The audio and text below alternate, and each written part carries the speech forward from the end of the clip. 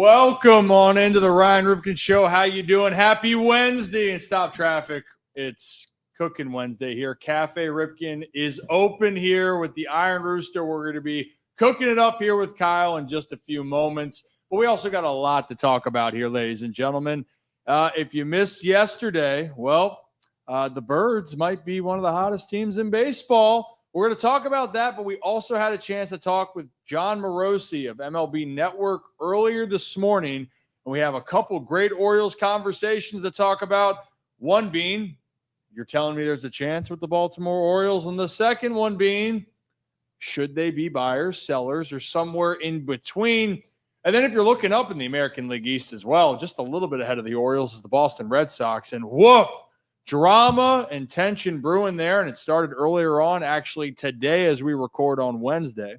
So we'll talk about that and if they need to make a specific move in the upcoming future. Then let's see what else we're going to talk about. Oh, yeah, why don't we just talk a little bit about hitting approach? Matt Holliday had some great tidbits on what his hitting approach was during his illustrious 15-year career. And then we'll jump in. We'll talk about Zach staying red hot. And when I mean red hot, he's been ice cold when it comes to making his bets. And we have our fitness challenge after we are grubbing down on some food today. And I think it's going to be a dense one today. I think we're in for a treat, though. And Kyle, I think we're introducing some new menu items here. We are. Thanks for having us. Always Wednesdays. We love Wednesdays. Thanks for having us. Oh, we love Wednesdays too. We do. We got some new menu items. Key there. The horn. I don't know You can try it. Try one. It's the second. There you go. New menu items. Well done, Kevin. First try. Thank you. We Baltimore, so Canton, Hunt Valley, and College Park. Annapolis just rolled out a new menu about 2 weeks ago. So the other three restaurants are getting ready to launch a couple of new menu items starting tomorrow. And I brought over a couple of things for us to try, for you to cook. Oh, We always like seeing you get your hands dirty. So we're going to knock some stuff out. Cafe Ripken's open for business here. And also, I guess, Zach, when he sits in my chair over there. I didn't realize his jacket was that. The jacket was here. I was going to wear it. Of course I'm going to wear the jacket. It's only 110 degrees outside. I know, today, but it's a little okay. chilly in here. We got the AC going. We do. So, Well, maybe as things heat up in the kitchen, I'll have to take it off. I was going to say, that Mr. Olympia. Excuse me. Excuse you are Mr. Olympia here. We are talking about fitness as well. You and Kevin, top line, you guys might be doing the competition after we make a little bit of shrimp and grits. But Kev, how you doing back there? Yeah. I did not check the weather before I left the house this morning. You don't say. So, we got a sweatshirt on. We got the long, khakis always. Khakis over everything. We know that here. Khaki Kev. Yeah. As we figured out last week. Feeling good. We got the bed head going strong today. Got the little curls up in the back here. So, at this point, it's just, I embrace it. I can't escape it. You wet the hair, it comes back worse. So, you do what you can to get the hair right, but it just has a mind of its own sometimes. I don't know what to tell you. There is a great thing called hair gel. You know what? I use it on my continuously thinning hairline and hair in general, but it is a option for you. And Kevin, I wouldn't be surprised if you said, I just woke up and I just rolled out of bed and I put my sweatshirt on and I came Kevin, down when here did to you be a wake part of up? it. Yeah. One, which is an improvement. So it's not exactly that you rolled out of bed, but it's pretty close. I had some time. I left the house about 1:30, 1:35. There was traffic as always, so that's beautiful Baltimore traffic, and got held up in that. Yeah. Yeah, Kevin, but I can. It was Kevin celebrated the Orioles 4 straight it wins was a little too much last night. It was, He was up late. a work bender. Saw him out in Fed Hill at 8 a.m. Apparently, rumor has it Khaki Kevin was trying to break into the Iron Rooster and Canton Whoa! on the cameras. Would never. He's got an open invitation. He can walk in whenever. Thank you. Whenever he Thank likes. you. Even after dark here. I don't know about that. Goodness gracious. But, one of us, though, guys, be prepared. We're going to have to do this fitness challenge, and I'm getting a great sniff over here of some food. Or what, this is a little. You got a little garlic and butter Yeah. working here. Yeah, so we got Parmesan butter and some garlic. So if you're ready, let's get cooking. Oh, we will. And as we are getting ready to cook, I just want to shout out our friends over at Merit Clubs when we're doing this fitness challenge here. And if you're interested in working on your fitness or at least want to see us make a fool of ourselves in the future, check out meritclubs.com. And they're actually running something right now. If you sign up for a gym membership, first month, you show up 12 of the 30 days, they'll pay for your next month for free. And heck, the pool's opening up here. I'm just saying, go 12 days to go hang out at the pool. Not a bad deal, but maybe also get a workout in if you're going to eat as much as we're about to eat right now. So yes, let's dive into this before we get into our first baseball discussion. Perfect. Let's do it. Shrimp and grits. We're doing low country shrimp and grits, which is going to be, shrimp and grits has been around for a long, long time. There's different iterations. Some people like it, with the tomato base, and we've had it for a long time with the tomato base, but we decided on this menu to kind of switch it up and do more of a cream base. Mm-hmm. So you've got some garlic cooking. If you want to just give that a little swish around, we got garlic and butter. The key if you're cooking at home is to not really burn your garlic. So you're we're right at that point there, right? So am I burning it? Nope, I think you're good to go. So now why don't you take just a handful of those shrimp? You want to throw those in there. So we want to cook the shrimp, and How many do you want? I would say if you do probably 8 to 10. Yeah. Have you ever put a shrimp on the bobby, Kyle? I have put a shrimp on the bobby. What technically is that? I don't even know. Well, the barbie's the barbecue, I believe, if I speak Australian or know anything about. Yeah, I think it's shrimp on the barbecue. I think it just means you're putting shrimp on the grill, isn't it? That's kind of what I hope Colton Cowser's not watching this. And I'm pretty sure that term isn't really used in. I worked at Outback a long, long time ago, so that's about my closeness to. So I didn't realize you had such a knowledge of Australian cuisine. Throw that back on the burner there. Back on there. Yeah, why don't you throw about 5 more shrimp on there? Oh well, okay. In that case, since we're cooking shrimp on the pan, on the bobby, and then right next to that is going to be some chorizo. So chorizo is a Portuguese sausage. It's got like a really kind of smoky flavor, a little bit of spice to it. That's in that container there, Ryan. If you want to do about half of it, just a handful, just to crumble it up. And then you just want to keep giving that a nice toss and a nice right stir. In there. Yep. And you said you were going to go home and work on your pan flipping. Oh, did you? Yeah, I did. I practiced every day, every night. All right, perfect. And we just want to bring that up to temperature. That's already cooked all the way through. So why don't you just go ahead and give it a toss? All right, my gloves are still a little dirty. Is it okay? You got a towel right there. Okay. So if you want to kind of give yourself a little rub down there. Well, I got a timeout. We're back. All right.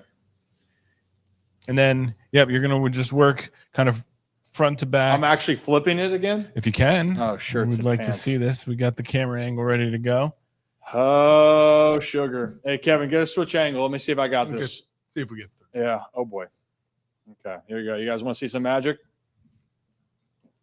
Okay. I was so scared. I was so scared. Close enough. I wouldn't say close enough. Hey, do you have to go faster? Well, the key isn't to really throw it. It's more to kind of. I tossed that puppy. I don't want to hit the lip of the pan. I don't. Just bring it back. I didn't. You know what? Just one more. I practiced it as much. I thought it was pretty good, but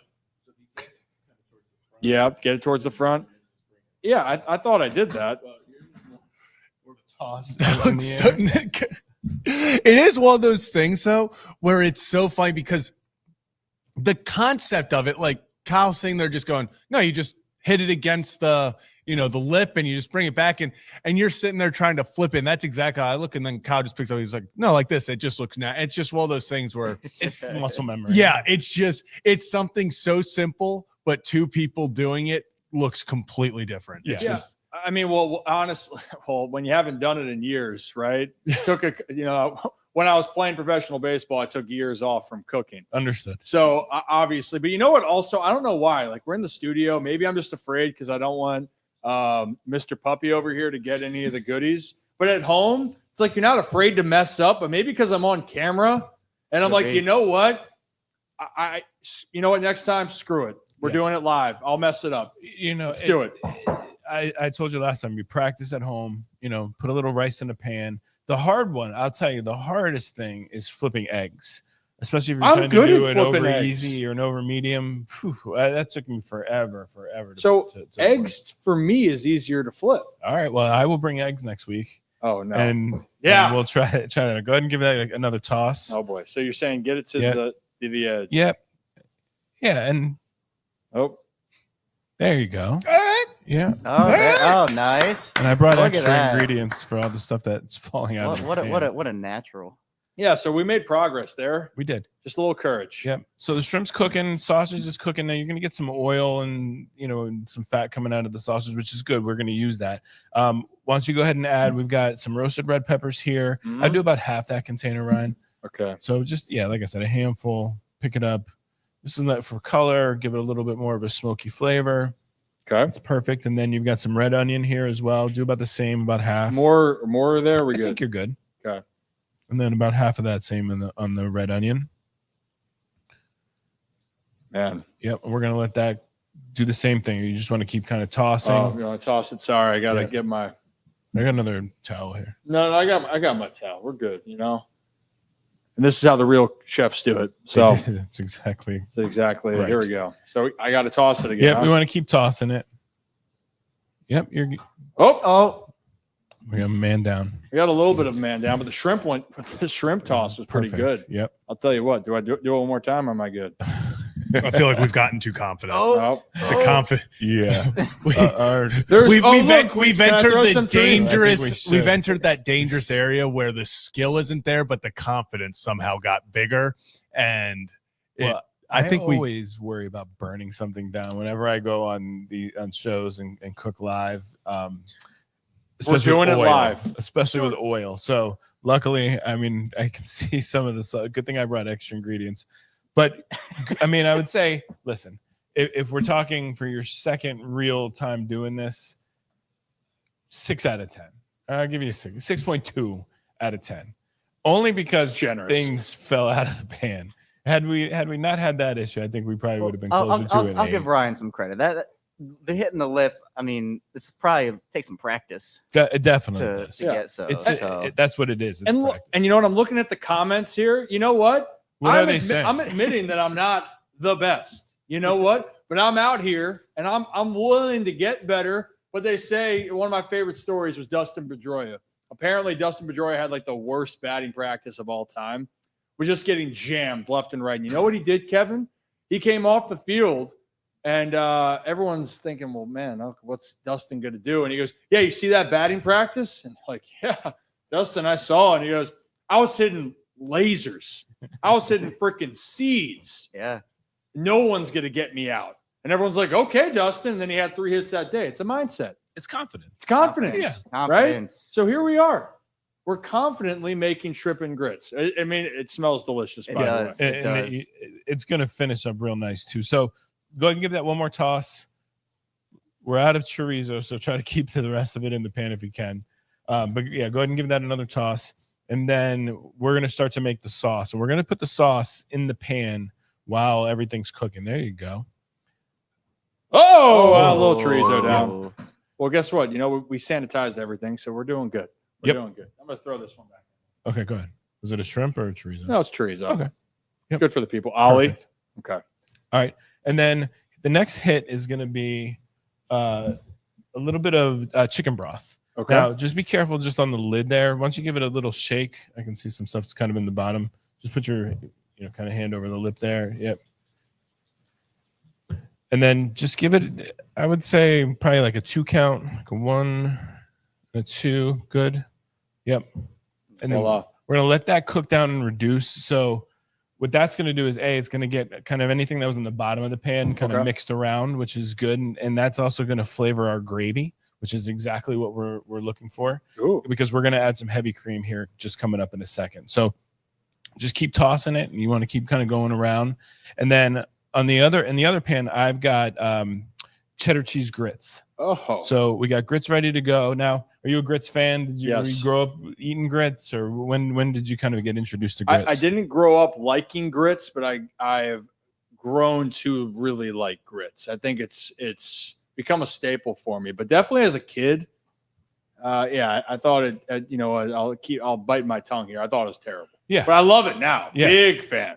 Big fan. Is it savory, sweet? I've seen it kind of run the gamut on how I people can do either or. Yeah. Honestly, I actually just like grits. Yeah. Like the texture. It's good stuff here. Yep. And so adding cheddar cheese is kind of going to bring out that sharp flavor for with the cheddar.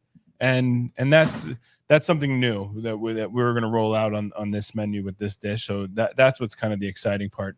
That's reducing down. You got a little container there of heavy cream. You can go ahead and add the heavy cream onto that. And I would just do maybe 2 spoons of that, Ryan. 2 spoons? Yep. All right. Kevin, who wants cream? You want cream? You do. Kevin's a big cream guy. Is that true? Am I? Not really. I think so. I'm a plain guy. I want The cream. I would do one more. Yeah. One more. Kevin really likes his cream. Yeah. I don't know about all that. And then go ahead and now you want to start tossing it. And now you can see that that's really become like a nice gravy. And yeah, can we get a oh Look at that. yeah, look and at even that. if you need to on this one, just because the toss may just be with a lot of liquid, you can use that spoon there and just kind of mix it up. Yeah, we'll get some more cream in there for Kevin. Creamy Kevin. If you want the cream for yourself, you can just say that. You don't have to. You don't Creamy have to say Kev. that. Creamy Kev.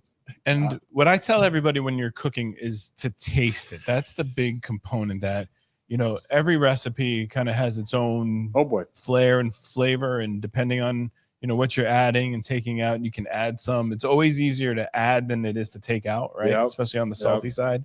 So once you take just a little taste on, you keep mixing with that, but once you use your other hand and just give it a little taste and tell me what you think and if it needs to add a little bit more salt. So I'm just tasting the cream. Okay. Oh, I got a little chorizo there. Will heat. A little bit. Yeah, not A bad. little bit at the end. No, I feel it's pretty good. Okay. I think we should go just a little bit of salt. Oh, I right? definitely Bring it some out. salt. And so what's our timeline on this for the cooking? We're probably 25 to 30 seconds out. Oh, wow. What you're really looking for is to just have that kind of get thickened with the heavy cream and the chicken broth, which you can see that it's starting to do, right? And usually once you get it up to a boil, which it's starting to boil over, that's going to be about as thick as it'll get, right? Mm-hmm. So just that's really what you're looking for, is to make sure that your sauce has got the kind of right consistency that you're looking for when it comes to a gravy. So I think you're just about there. If you want to turn off your burner, sure, just go ahead and switch it all the way up, I think is the... This way? Yep. The other way. That's it. Yep, you're perfect. And Rocking. then I'm going to go ahead and plate up the grits in these bowls. Oh, perfect. So maybe this would be while you're plating the grits. We did promise a little bit of baseball talk. Can we get to our first video, I think, guys? What do you think? Let's do it. Let's go. I think everyone wants to just talk about how much Kevin loves cream. Where did this Actually, come from? before we get too deep into baseball talk, I do have to put it out there. The Colorado Rockies have swept the Miami Marlins. Hey, the Rockies are fine. And I'll give it to them. Did you guys see the tweet of since it wins in May? Yeah. And it was Scotty Scheffler 3 and Rockies 3. Great. Rockies admin after the sweep posted the winning out and said, wins since June 2nd, Rockies 3, Scotty Scheffler 0. Brilliant. I love when social media team has a sense of humor about it. The Rockies are back. baby. Don't let them get hot. Don't do Hey, it. and shout out friend of the program, Clint Hurdle, man. Great guy.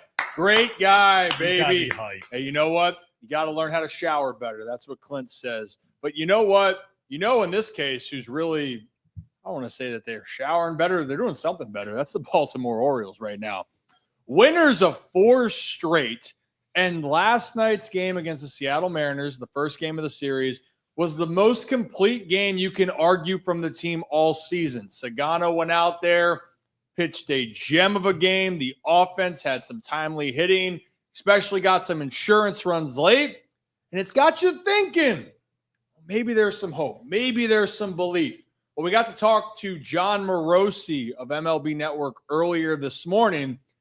And let's just say we had to ask him, Lloyd Christmas' favorite phrase out there, about how much of a chance Baltimore has. So let's play that clip, Zach. Now, John, but the Orioles have won 4 in a row. They got a deep hole they got to climb out of. But as Lloyd Christmas would say in Dumb and Dumber, John, are you telling me there's a chance here that the Orioles still, with over 100 games, could get hot here and get back in the mix? I'm not there yet, Ryan. I'm not going to say that the season is over because it's not. There's a lot of baseball to be played. But I would need to see them get a lot closer to 500 before I declare that they're back. Mm-hmm. They need to do a lot of winning for about the next month before I could declare that they're back in the hunt. It's just the mathematics. It's amazing how the game works, Ryan, that when you start as badly as they have started, it is really difficult to get back into the postseason conversation. It's not impossible, but it's really difficult. And if you look at the numbers, playoff probabilities, et cetera, they would echo that reality. It's just with the way the schedule works, you're now trying to gain ground on 4 teams every night. And often they're playing each other. So you definitionally cannot do that. So I believe it's going to be too tough of a task for them to get back into the race. So right there, if I can take this video off real quickly, where is it? There it is. Perfect. So, yeah, I couldn't get John to say, oh, they're back. And to be fair, they're not. But is this the best the Orioles have looked this year over a 4-game span? Yeah. Why? It's the first 4-game win streak of the season. Seattle Mariners have been playing some good baseball. They are one of the best teams in the American League. And they got a lot of work to do for the Orioles, but 9 games out as we're recording this from a wild card spot. And we mentioned yesterday they were going to need to go 32-18 starting from this road trip in Seattle to the MLB trade deadline at the end of July to get back to 500. And that would roughly, if you're looking at the last wild card team in the American League right now, is 5 games over 500. So roughly that would put the Orioles 4 to 5 games out of a wild card spot. And to me, you're right back in the hunt. Now, this is easier said than done, right? You're going to have to go through a lot more games, to be honest here. And they got to take care of business. But, guys, I mean, like Zach, this has been you saw Adley Rutschman have some great at-bats yesterday. You saw Ryan O'Hearn, which it's a clinic every time you watch him take at-bats. Like, it's a clinic of how to grind and scratch and claw. Kobe Mayo gets a hit late. Heston Kjerstad then delivers a hit right after that.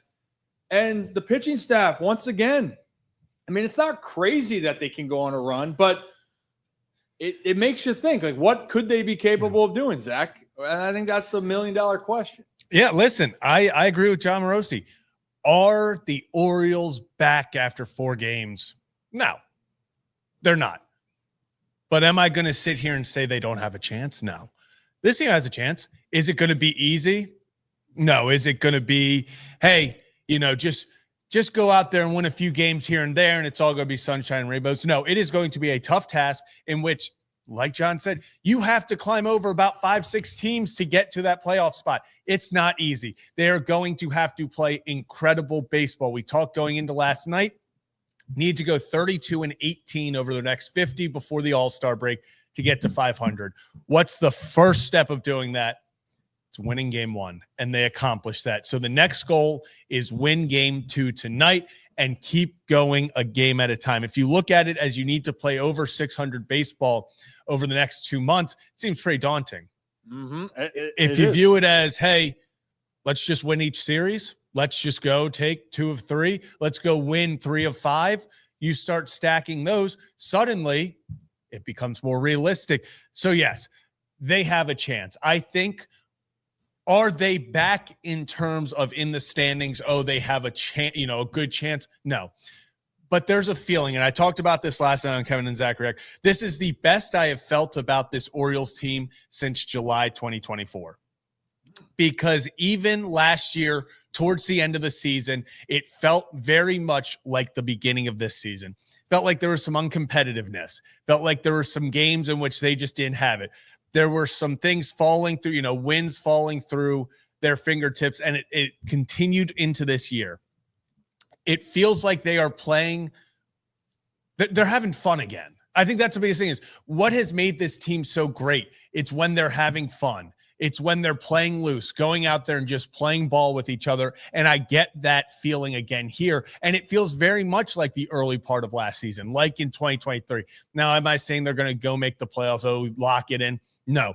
But I feel a lot better about the chance they have right now than I did even 2 weeks ago, just simply off of how the team is responding, even players talking about, hey, there's a different feeling in this locker room, in this clubhouse.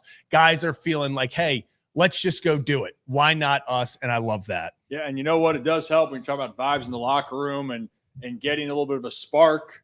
And we'll talk about more of what I'm fully meaning by that, because prospects can do that, but also getting some of your best guys back. And Colton Cowser, man, the Moo Man. And don't show him this. Yeah, Apparently don't. He also has a weird story in itself there, which I love.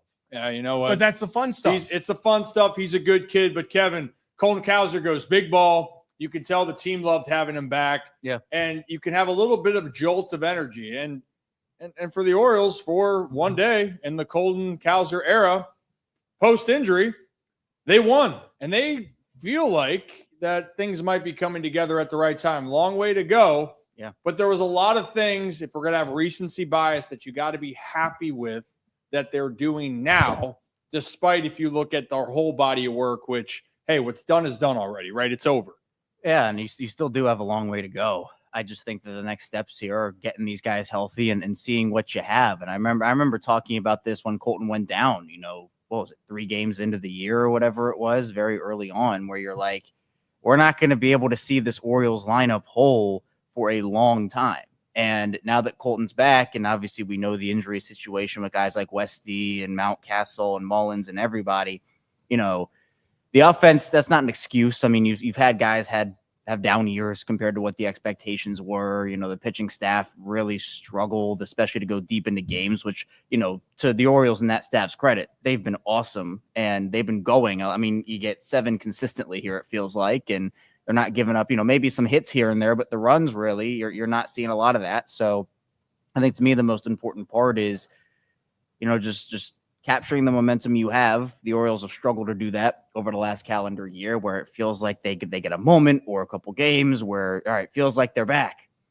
And then they can't capture it. They can't continue with that. So look, if you get back to 500 by the trade deadline, my next question would be, well, what do you do from there? Right? Do you just ride it out with the guys you have? They're playing good baseball. They got you back in contention. Do you try to be buyers at the deadline? Like, is that a move that you make?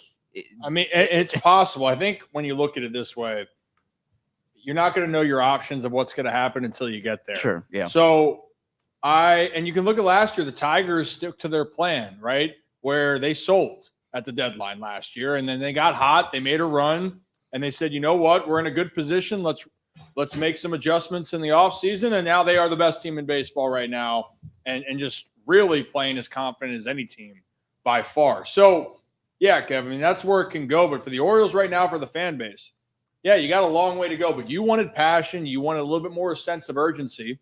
It's happening now. Now, where that goes from here, we will see. But the Baltimore Orioles are now on a little bit of a stretch of a run where they are believing that they can make a difference here and see what can happen if they can string together win after win or series win after series win. That's something that I want to see continue to happen. But, hey, you know what I also want to see continue to happen? For you guys to hit that like and subscribe button. Ryan Ripken Show, we do this live every Tuesday, Wednesday, and Thursday right here on YouTube and X. And every Wednesday, you're probably wondering, do we do this all the time if you're new to the channel? Well, no, we don't do it every week, but every Wednesday we are cooking with Kyle and the Iron Rooster, and Cafe Ripken here is wide open. And guys, I know we got to try the shrimp and grits, but you want to explain what we're making right now as well? Yeah, so we're doing a chicken ciabatta melt, which is just an awesome sandwich. I think you guys are really going to like this one. A bunch of ingredients go into making this. So we've got ciabatta bread. We've got avocado, tomato, bacon, provolone cheese, grilled chicken, and we grill that off and melt it. And I think, Oh, yeah, we're just about there, Ryan. wow. Did I say bacon? I don't know if I said bacon. You but say bacon? I bacon. think it's like 3 things you can count on in life: death, taxes, and the Iron Rooster. Yeah. To make sure that there's bacon. bacon on everything. And let me compliment you real quick. Cooking and talking is hard. You did great. I saw you mixing it up there with the avocado, and things didn't go fine everywhere. So you got a future, and I think cooking and talking at the same time. Great job. Yeah, thank you. That's why we're building ourselves up here. You know what? And as my friend Ricky Bobby would say, I'm the best there is. I wake up in the morning, I piss excellence. Not really, but again, you got to fake it till you make it. Great job. Great job. Thank you. Well, can we try the shrimp and grits then in the moment? Let's do it. So, Kevin, you got yours? There's no nuts in here for Kevin, right? No nuts. No. Let me just kind of hash what we did. So, low country shrimp and grits over cheddar cheese grits, and then you get fried onions on top of that. So that's what those fried onions are there on top. Cheddar cheese grits, shrimp, chorizo, red pepper, red onion, some chicken stock, some heavy cream, some garlic, all the above. Wow. So go ahead and try that. Tell me what you think, and I'll cut these sandwiches up. Shirts and pants. And as always, guys, have a day, have a night, have a bite.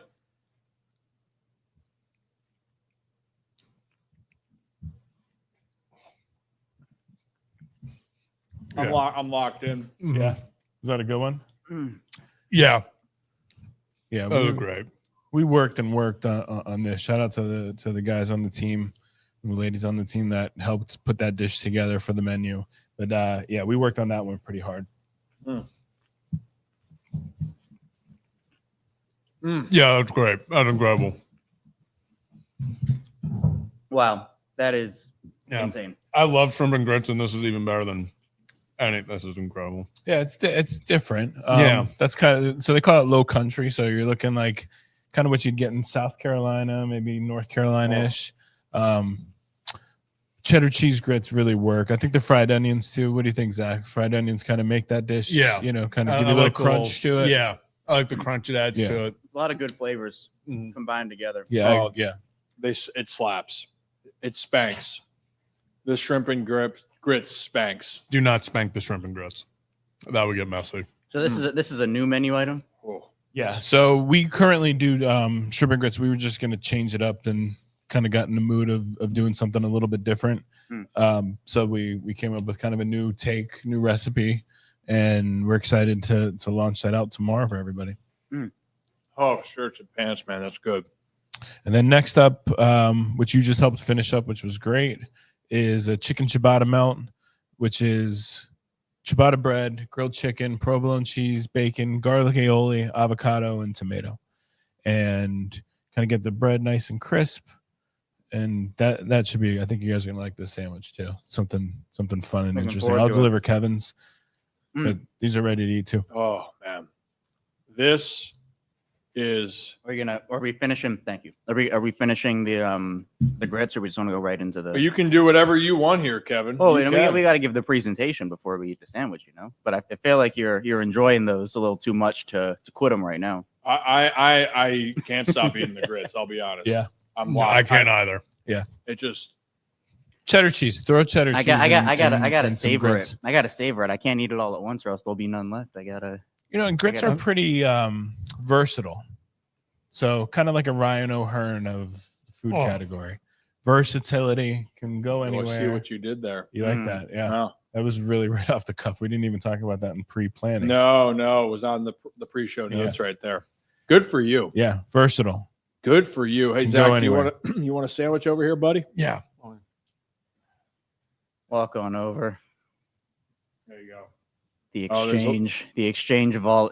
Are you a draft pick? What are you Yeah. doing? Hug it out. Hug it Hold out. on. We got all the plates here. That's actually yeah. So we're gonna have our we're creating post game interview like situations. So we're gonna act like we're in sports, but we're in the kitchen. So Yeah. So it's here. And I'm just No, wrong camera, Zach. Wrong camera. Yeah, it's like, hey, camera's up here, and then it's like you embrace them. Like, hey. Yeah. All right. Yeah. Well, now you got to do the interview. You get post grid interview, Ryan. You got to interview him. Well, no, we'll have him do it over there. We'll have him do it all over right, there. We'll all get right. in there. Just like I'll give you guys a post-game interview on like what I thought my skills were today.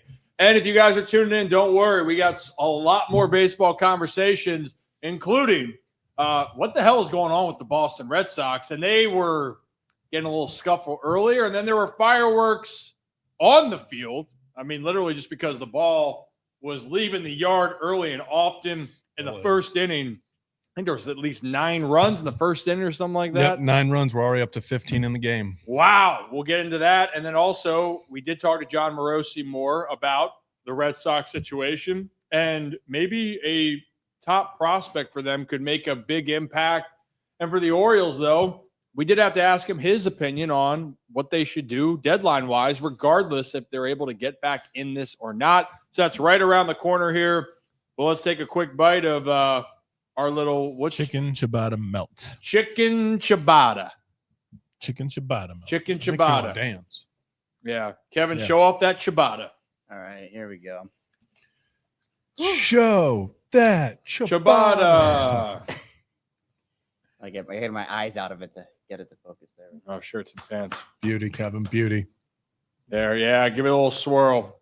Give Slow it- spin. Give it a turn. There it is.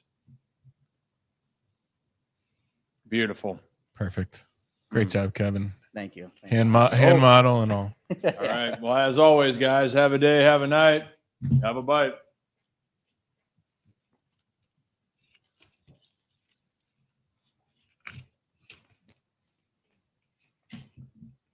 That's an instant.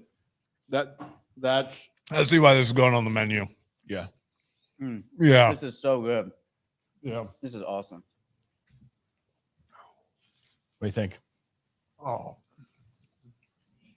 I didn't know if I could love something so much besides my fiance. I'd always play second fiddle to her. Yeah. And then the sandwich. Yeah. That's a really good sandwich. This is Ollie's right here, Ryan. That's an incredible and sandwich. Ollie, yeah. Oh, Ollie, I'm sorry, buddy. I didn't know I could love anything as much as my fiance, Ollie, my family, Good save. Good save.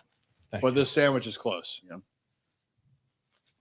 It's such a good sandwich. Oh my Yeah, god. it's got a blend of flavors, right? So you're getting kind of the creaminess from the avocado.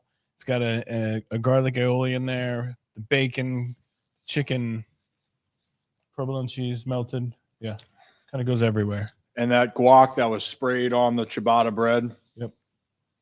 You're welcome, Kevin.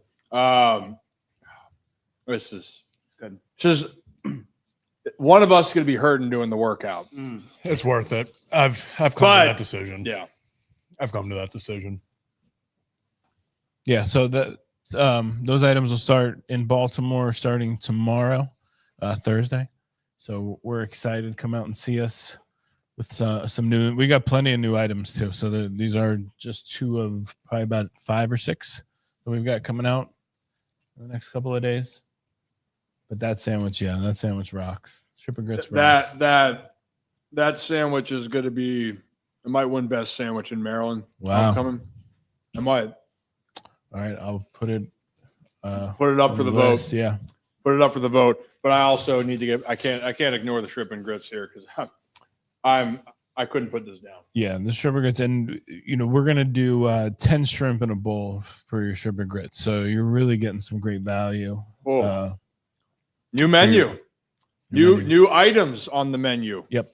Starting tomorrow. We worked really hard on getting some new items out for everybody to see. So we're excited to show what we did and how hard we worked on it, and hopefully everybody else comes in and gives us the same feedback you guys did today.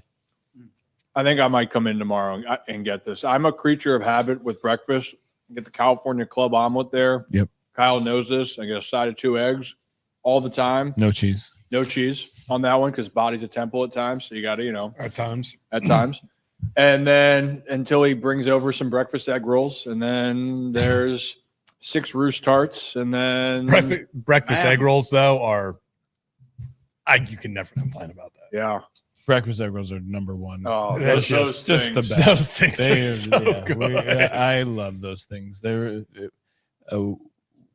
We thought, why don't we do? I mean, everybody was doing egg rolls at one point. We thought, why don't we really do an actual egg roll? Right? We put eggs and sausage and bacon and cheese, and even though we were making some before I left, and I was like, man, those things are a hit. They're so really good. Well, speaking of rolling, why don't we egg roll into the next subject here? That was so damn bad. Well, better than some people. Okay, it's one time. You have one horrendous. Well, That was one of the worst transitions. It was really bad. It was honestly it was the second worst transition I've ever heard like in all my life. It's like Castellanos. It's a homer to left. Yeah. It was up there, but Yeah, if you know, you know. if you know, you know. But rolling back into these conversations here while we continue to eat, let's talk about this Red Sox situation. We'll get back into the trade talks with the Orioles. But the Red Sox, man, this was a team just like Baltimore that was supposed to make some noise. And all of a sudden, there is just drama. There's tension. There's frustration. You could sense it within the dugout. You heard Alex Cora talk after the – excuse me. You sensed – ooh. Here we go. Nope, I got a spice. We talked about adding the spices. Yeah. Food was too good. I got a spice. Too good. And You good? scene. So we're back in action. But the Red Sox, Alex Cora talked about how they weren't getting better. Nothing was changing there.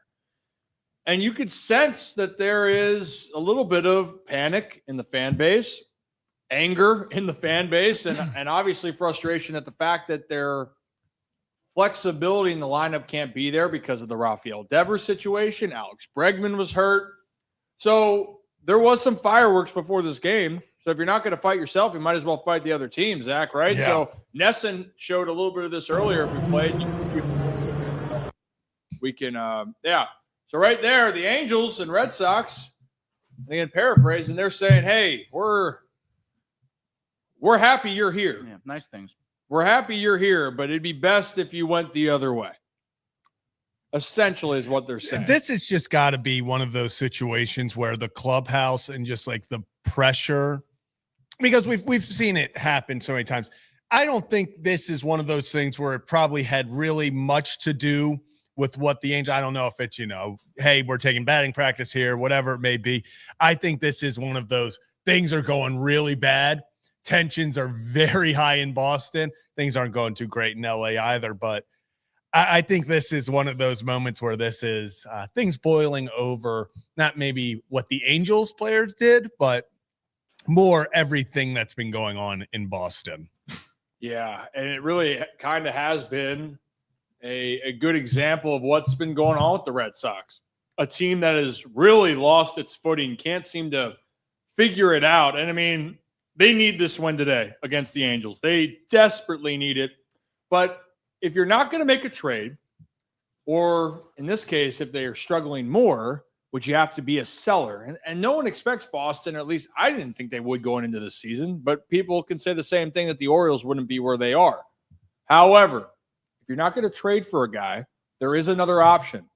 And we saw it just yesterday when Jack Caglianone and the Royals made his debut, and you heard Bobby Witt Jr. after the game talk about how just Jack's presence in the lineup made them more energized. Well, there is a top prospect for the Red Sox and Roman Anthony down there sitting in AAA. And John Morosi talked about what the Red Sox really have to think about doing here because they got to change something. So, Zach, let's play that clip.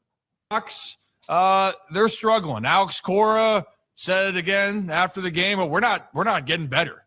You can see that there's turmoil in the Devers situation, whether it doesn't seem like it's impacting his play, but the team isn't playing well. Now you're hearing comments about Jarren Duran could be a piece on the move if they choose to give him up. Or maybe there's another option here, John.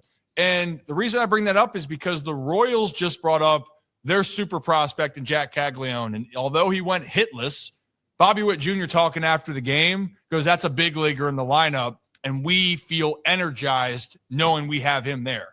The Red Sox have a guy down in AAA that looks like he's ready, John, and Roman Anthony. So in your opinion, can a move like that spark a team like Boston and bringing Roman up like Jack could be for the Royals?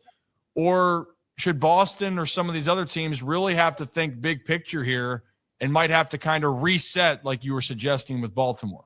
Yeah, Ryan, it's a really important topic. And my recommendation to the Red Sox, if they ask me, would be before you take the team apart, call up one of your best players.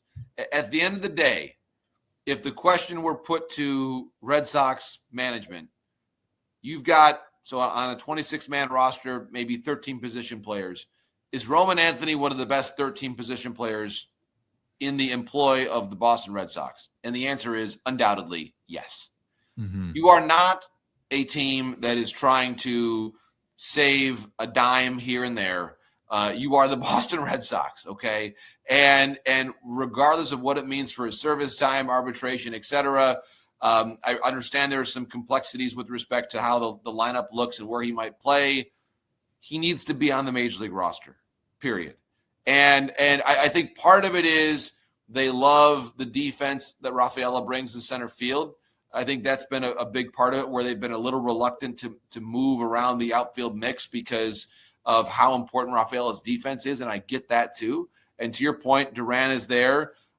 Maybe Duran becomes a chip for them to bring back other areas of need, maybe even a starting pitcher at some point. I think that might be part of the reason why there's been the conversation about potentially trading Jaron. But I think right now Anthony would give you more. And again, it doesn't have to be this way, Ryan, but you've been around the game for your entire life. Sometimes making a move and just changing the energy around the club has a value. And it similarly to firing a manager, when you make a big move, and calling up Anthony would be a big move, I think it would both make the lineup better and also change the energy around the club a little bit. He deserves a call up. He's played that well. I think at this point, before you take the team apart, at least give Anthony a chance, even though I acknowledge for the Red Sox, it's not as though it's as easy of a direct path to changing the everyday lineup, because who's going to sit?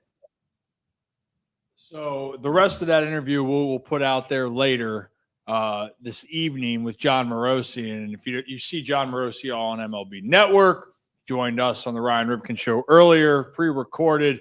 But that conversation right there, and he was saying that Roman Anthony, in his mind, is one of their 13 best position players. You got to ask yourself that question. And the answer is, he really, to me, is. Now, a prospect's a prospect. So a top prospect, you don't know what he could be. And we've seen the different variations. But just like when you look at your favorite teams, when they reach a certain threshold where they've proven it over and over again, and they come to a big league team, they can make an impact. And Roman Anthony's that type of guy. And so the reason why we talked about Jack Caglione on the Royals, that impact matters, right? A lineup and a team, the superstar, face of the franchise, Bobby Witt Jr. coming out and saying the presence of Jack energized our squad. We believe in him. And in this case, Roman Anthony for a Red Sox team, he might be the answer to change something up. Because for Boston right now, they got more issues than besides the fact that, hey, we got a great pitcher in the offseason in Garrett Crochet. We've seen some good production around from players, but the reality is they're still losing games. Roman Anthony is the one option that they have without making a drastic move. And if you look at his numbers here, and I had it pulled up, I mean, Roman Anthony is tearing it up. He tore it up last year. I thought I had it right here. Roman Anthony's hitting .303 right now in this season with, 8 or 9 home runs now. Last year when he got called up to AAA, he hit .344 in 35 games. And on the season right there, if I'm reading it correctly, he hit .291 across both levels. He hit better in AAA than he did in AA. So I know I'm beating the drum on this, but I do think each team has a different reason for calling up a prospect. I think Roman Anthony, I think he's a guy that needs to play now. If you're not punting the season, I think you might need to call up a guy that's proven that he might be ready for the challenge. I mean, and this isn't just calling up a prospect. I do want to kind of preface with this. I don't see this as, oh, just call up a young guy, call up a prospect, see if he can help. This is the number one prospect in baseball. So this is a guy that, he hit better in AAA than he did AA. He is proving right now, then I agree. I think he is one of the Red Sox 13 best position players. It comes with the, challenge of where do you play guys every day? Certain things. So we've talked about maybe a Jarren Duran trade. Where do they navigate with that? But I think at the end of the day, it all comes down to the basic idea of, hey, you have this kid who is just tearing the cover off the baseball. He's the number one prospect in all of baseball. You are a struggling team looking for some sort of jolt to this offense, some sort of jolt to this franchise, this organization. You brought up Marcelo Meyer. You have these young guys. You're underperforming right now. You feel like you're in this kind of rut. Take the chance. I like what John Morosi said. It's not like you have to trade guys in order for these, them to get top players. They're the Red Sox. If they give Roman Anthony the keys and it works out and you can go get pitching. You can go get another big name guy in free agency. This is a young kid that I think if you want to argue, I guess service time manipulation, they wait 2 more weeks. I get that.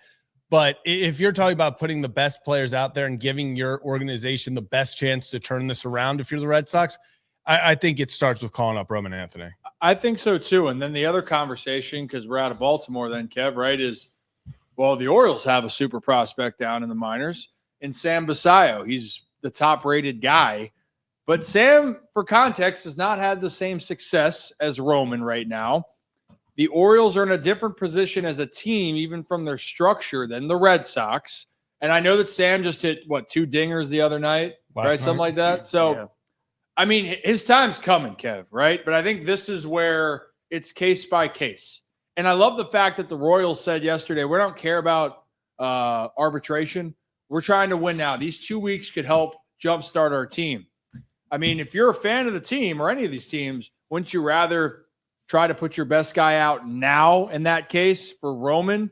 For Sam Basayo with Adley Rutschman, there's obviously going to be a halt, and there's no guarantee that Sam's going to play every day, which he's going to have to do that.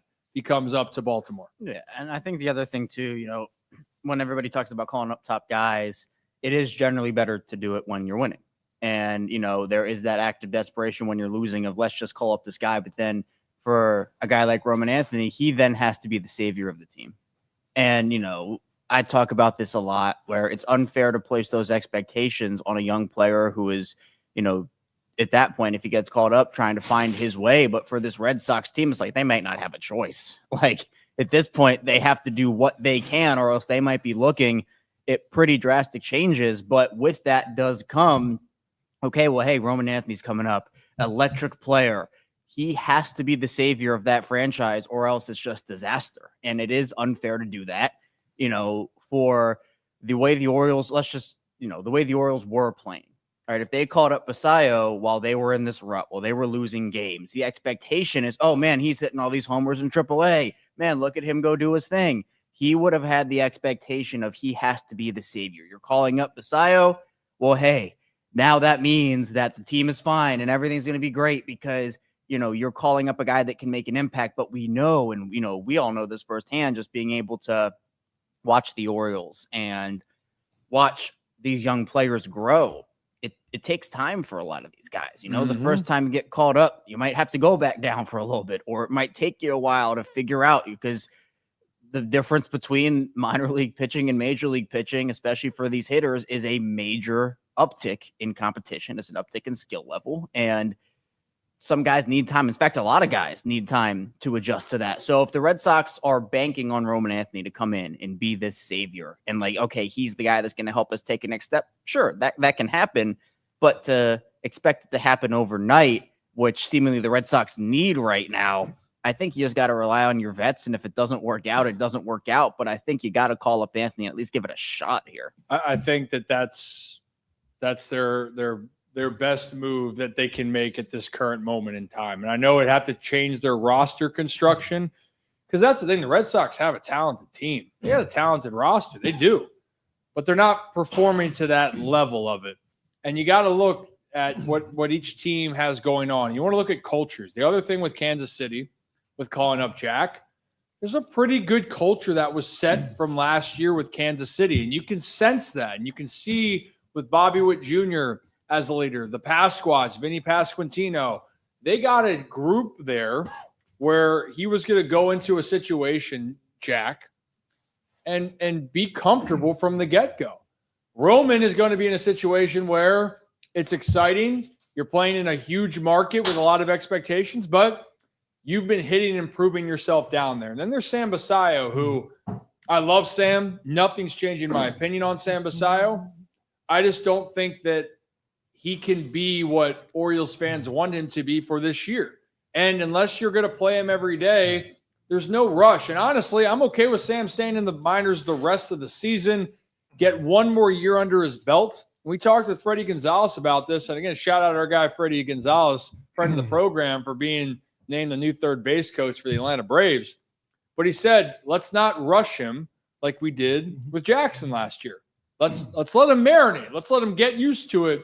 Because once he figures it out, and Sam's going to continue to hit homers, but when he starts hitting for the average and he masters AAA, well, then his time will come up to Baltimore. But in the meantime, Red Sox got to figure some things out. They're getting closer to the Orioles as the Orioles keep trying to streak and move their way up the standings. And you know what also, guys? We appreciate each and every one of you. So if you're new to the channel, hit that like and subscribe button. Ryan Ripken Show. We do this live every Tuesday, Wednesday, and Thursday right here on YouTube. And every Wednesday, Stop Traffic, we're opening up Cafe Ripken, and we're cooking it with Kyle and the Iron Rooster. We just tried their 2 new menu items, the shrimp and grits and the chabata. Ciabatta, the ciabatta melt, the chicken ciabatta melt. You could name it the chabata. I think you have to good now. You name it twice. I think you have to now. Chabata. You know, next time that we're in a meeting about menu names, because You need that's the ciabatta. hard part. I'm telling you, like, especially in Maryland, everything is, Chesapeake or Maryland, or so. We were kind of trying to come up with things, and sometimes it's just right in front of you. Ciabatta, Yeah. like pizza. What's Amata? What's Amata Chabata? That didn't work either. I'm trying, but that's why it's ideas. You can leave now. You workshop it. All right. That's what you do. Workshop. You workshop it. It's workshop, Creamy Kev. Yeah. Oh wow, that's a nickname. I don't know if I like that one. Yeah, I can tell you I don't.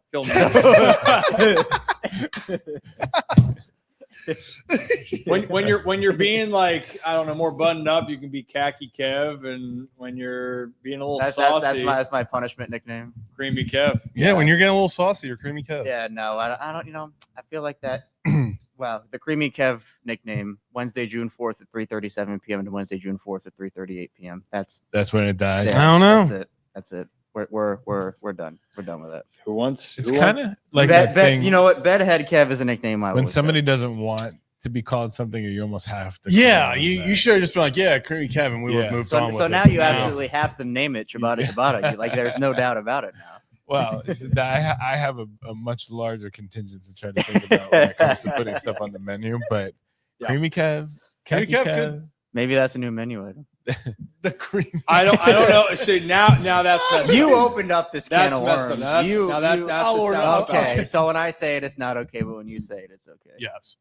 I'm glad we picked up on that. Yeah. I was about to say something. Ordering the creamy. I was about to say something else out loud, and I caught it beforehand, and it's definitely it's way worse than Spank. You're too media trained. You got to just let it fly. Oh well, I mean, I let it fly last week. Like, take that and rewind it back. Yeah, Little John got the beat to make your. There you go. There you go. What song was that? Get Low. No, close though. It's by Usher. It's a little trick question. Oh. Yeah. Because take that and rewind it back. Ludacris got a flow to make your booty I'm go. thinking of To the Window. Okay, yeah. Take that and rewind it back. Yeah. Usher got the voice to make your booty. I go. just woke up. Give me some slack. He did. That's it. It's like 9 a.m. for Kevin right now. What year was that? We determined Kevin was still a '90s baby, even though he was Even though he refuses I don't take credit for it, but I was. kind of on the cusp. Intern Sam is like a mini you. He's called Timu Kevin. Yeah, no, Timu Kevin became a is, thing. Is that a thing now? He's called Timu Kevin. He was by born the in audience. 2007. I know. It kind of feels foul. 2007? Man, my youngest brother was born in 2005. Jeez. Yeah, and Zach was born in 2000. 2000 Wow. by 37 days. That's something. Don't you love it? Don't you love it there? Goodness gracious here. Well, we love all you guys and you're new to the channel. Hit that like and subscribe button. I'm a little nervous when we had to do the fitness test. We still have some baseball we have to discuss. But before we get into like more of those like heavy duty baseball conversations, we're not going to say they're heavy duty. We like to have fun here, right? We're just sipping some Joe.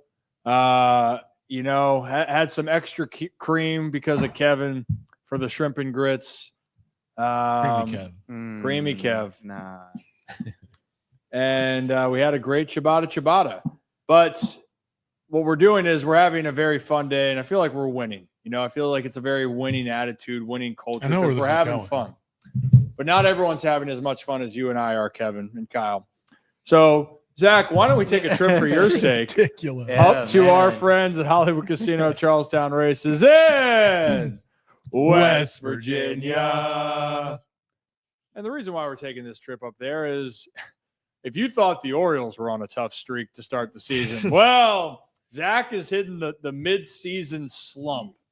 And now the number for his bets after yesterday's Aaron Judge to have a hit and Shohei Ohtani. No, Freddie Freeman. Oh, Both have. And Freddie knew the assignment. Freddie leadoff double in the first inning starts the game with a double. I was like, oh, awesome. Aaron Judge. I got to stop. I have to, I forget when I put money on Aaron Judge that the league has just accepted that they will just put Aaron Judge on first, and that's a win. So, I'll be watching the games, and I'm like, okay, Aaron Judge, here we go. Just need a hit. And I'm like, okay, curveball in the dirt. Curveball in the dirt.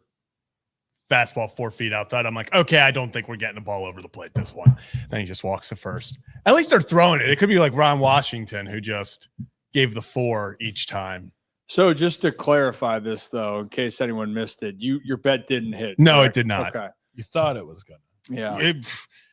How do you determine? So I got a question. I don't typically get into the betting world, but where do you kind of zero in? Do you sort of review everything? And So I look at usually I look at obviously how a player's playing. So I decided after I was getting, we were 0 for 6. I was like, okay, let's go to 2 of the best players in the league. Let's just simply ask them to get a hit. Also look at matchups. I mean, Aaron Judge, I think versus Tanner Bybee was batting 470 career.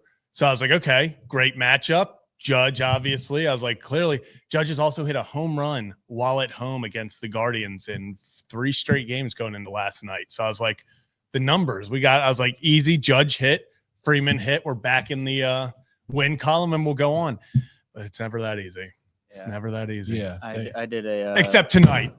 Wow. You're back on the Except horse tonight. Except tonight. I agree. Fade Zach's season. Except for tonight, because you know what we're doing? We're going to the 4th best hitter in the American League. Ryan O'Hearn, 2+ hits, RBIs, and runs combined. so he needs either 2 RBIs and it hits. No, it's so he can get Right. He could score 2 runs. He could score 2 RBIs. He could get 2 hits. He could get a hit and a run. He could get a hit and an all RBI. that, the combination. All of it combined. He has to, at the end of the day, his hits, runs, and RBIs have to add up to 2 or more. So here's the problem, is that if your streak is as bad as it's been bad. You're trying to jeopardize the Orioles' 4-game win streak. Actually, that's what I I'm was gonna doing the ask about the opposite Jinx. because I made the executive decision beforehand. I was actually going to say we're just simply going with the boys who are hot. And I was going to make it Orioles money line, which is minus 106. But I decided not to curse the entire team. We're just going to dip our toes in with Ryan O'Hearn. Yeah, let's just Ryan curse. O'Hearn and Jackson Holiday. hit a bet for me last night, and I was so mad because I was going to go O'Hearn as my bet yesterday, but decided I was too scared for this reason. So now here we go. We're doing it tonight. All right, so everyone, stay tuned for tomorrow and see if Zach is the reason for your misery. Actually, let him know on Kevin and Zach reaction just a little bit. We'll be able to. I can't believe we're adding another chapter to the people on this show who just have beef with players. Rocco and Cole Irvin, me and Heston, and Zach now and Ryan O'Hearn. Just crazy. Well, we don't. You see the common denominator here? When Ryan O'Hearn hits a home run in the first inning to cash this, I will be remembering this guy. You know what? I cannot wait for the real next week. I cannot wait for the real next week. I cannot. That just got clipped. That got clipped? Well, you know what, though? Not actual beef. I like Heston, by the way. Well, no, you like the player, not the person. I like the person and the player. Actually, that was the craziest thing. Khaki Kevin hates the person. Creamy Kevin might like the player person. Man. Yeah, it's tough. But you know what though, Ryan? Speaking of Ryan O'Hearn, he's a big fan of the Iron Rooster, by the way. Great guy. Huge fan. The O'Hearns love the Iron Rooster right there. They do. They're just great. I mean, we love seeing them come in. I try to stay away from the superstitious component of it, Ryan, because I feel like if you take credit for the good stuff, then you also have to take credit for the bad. For the bad. So I try to just say, you know what? He's good because he's good. Yeah. Yeah. Just a good kid. We actually, I think, share the same birthday, same age. I knew I liked him. Same first name. Yeah. You know?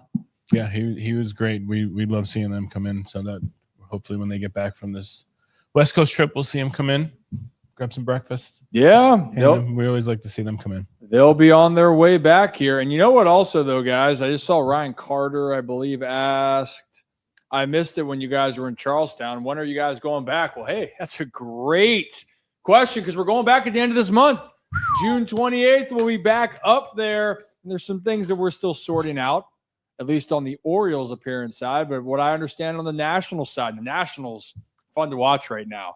But you know who I loved watching growing up here and when they made their run to the World Series? How about Mr. National? Ryan Zimmerman will be up there with us as we are at the ESPN Bet Sportsbook at Hollywood Casino at Charlestown Races. We'll be hanging out, having a great time, and we will continue to do our honorary tequila shots up there. For those that join us there live on Saturday, we'll have more details next week on next week's shows, so stay tuned for that. But we are excited to make our way back up. And hopefully Zach is on the board this week. But if not, and you still want to, I don't know, bet, or if you want to tail Zach, and that's a dangerous thing. I'm kind of giving everyone free money. Could you imagine the streak you'd be on if you just faded me every time? So then you agree. It's hashtag fade Zach. Hashtag fade Zach. We decided yesterday, remember, I took on the Orioles. Oh, yeah, you weren't. Yeah, British Raven yesterday in the chat decided that I actually saved the Orioles season by taking on their losing. And I'm taking on all the losing so that the Orioles can win. Kind of very, very big of you. That's very brave, yeah. Thank you. That jacket. And also Dog Training brave. Plus. You're right.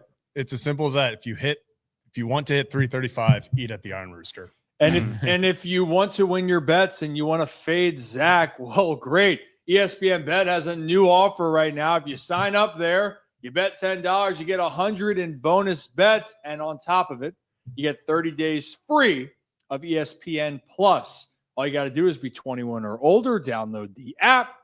But remember, if you have a gambling problem, call 1-800-GAMBLER or our friend Rocco DeSangro. And we appreciate our friends up at Hollywood Casino at Charlestown Races in West Virginia. I got a question for Zach. Zach, so someone that's never gotten into betting, right? What would be your advice to just the first-time bet? What would be the thing that you would say? There is nothing. There is no thing as a short bet. Well, no, I know not a short thing, but I mean, what would you, somebody that wanted to say, you know what, not to win, but just what to do? Is it money line? Is it? That's where I always start off with money line. But don't you like futures? You like futures? That's mostly for college basketball because I just love the tournament. So I put a bunch. Usually after the football season ends, I just put a lot of money on different college basketball teams to win the whole thing. Yeah. And then I like money line. Over-unders are also just fun because it's something where you don't necessarily have to root for a singular team. If you don't want I don't want this team, you can just be like, oh, I think this many points will be scored or not be scored. So that's more of a fun one. I love that for, if I want to watch a college basketball game and throw something on, it's, just like an over-under or something because I don't want to root for one of the teams, just want to casually watch.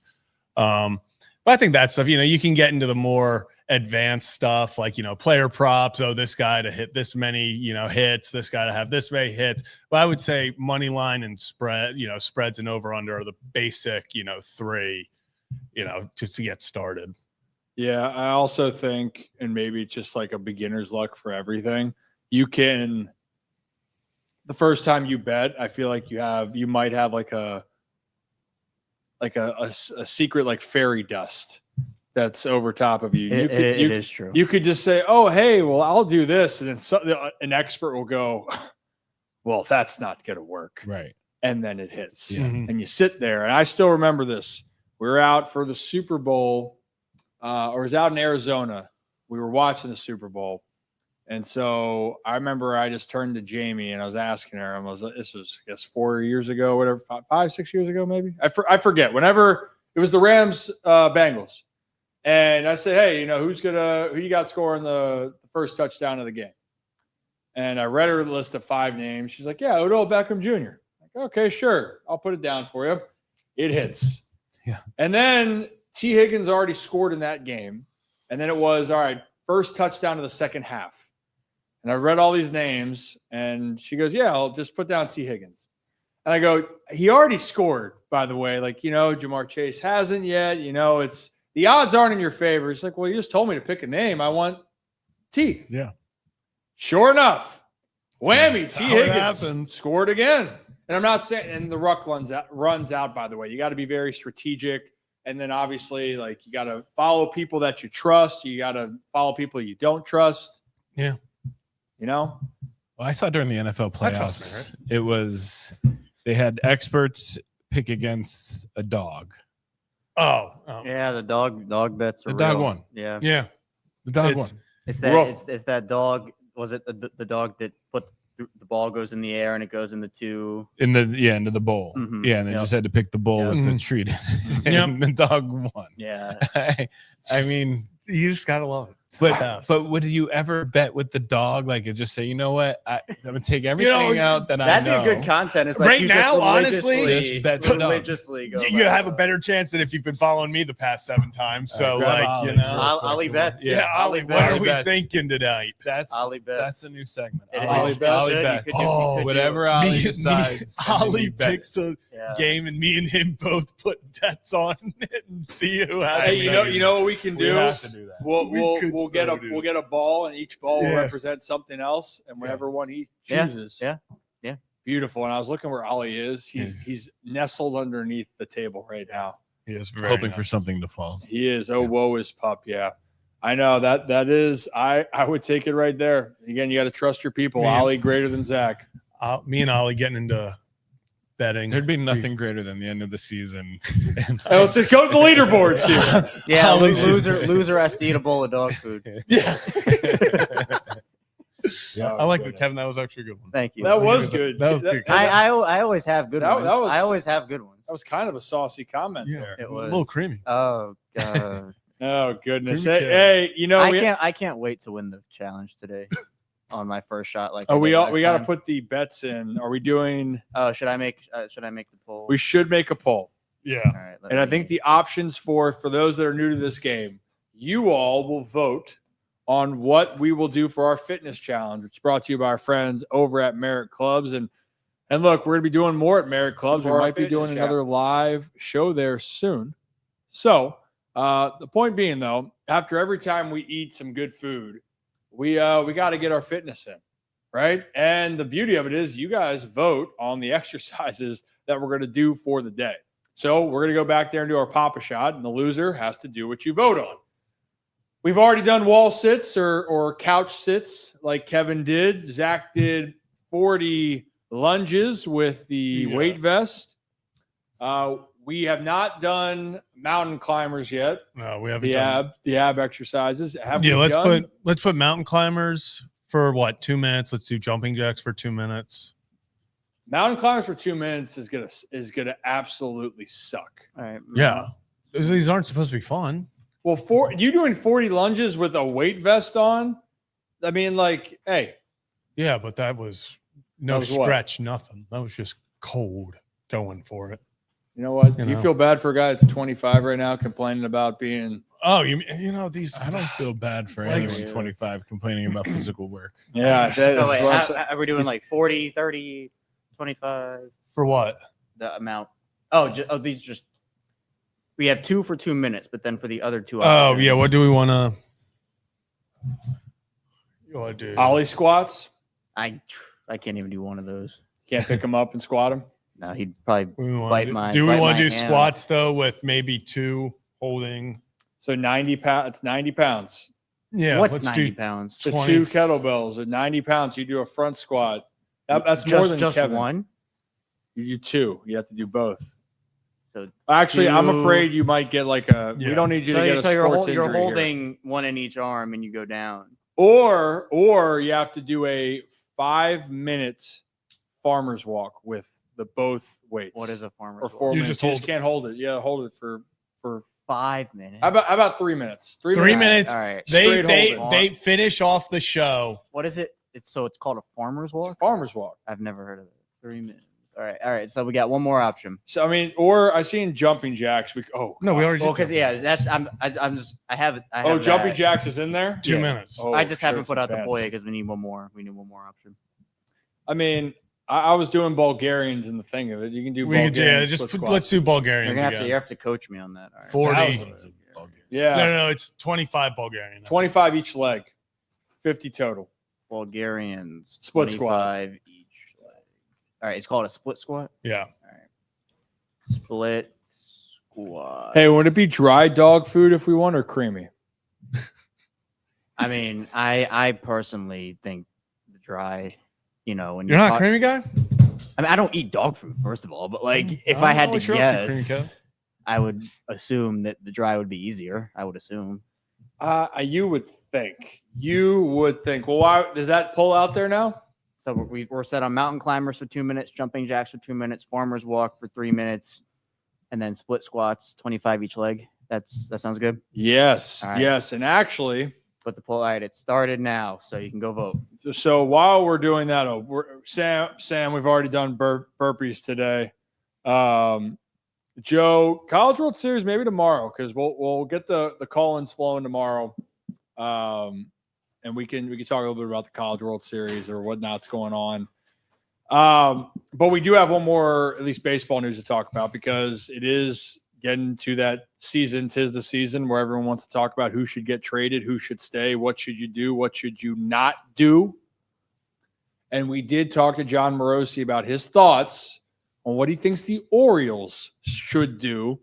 And he actually gave a pretty interesting evaluation of Mike Elias as a GM. So we're going to play that clip for you guys, and we're going to react on the other side of what we think about the whole interview. So let's talk about that. Real fans honestly should hope for is that they're able to put together a competitive final 4 months of the season, give you good reasons to come to Camden Yards and watch this team play.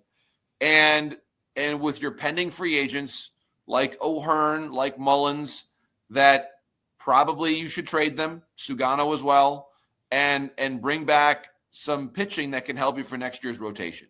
And I believe that's probably where the front office is going to land on this because Mike Elias is a development-oriented executive.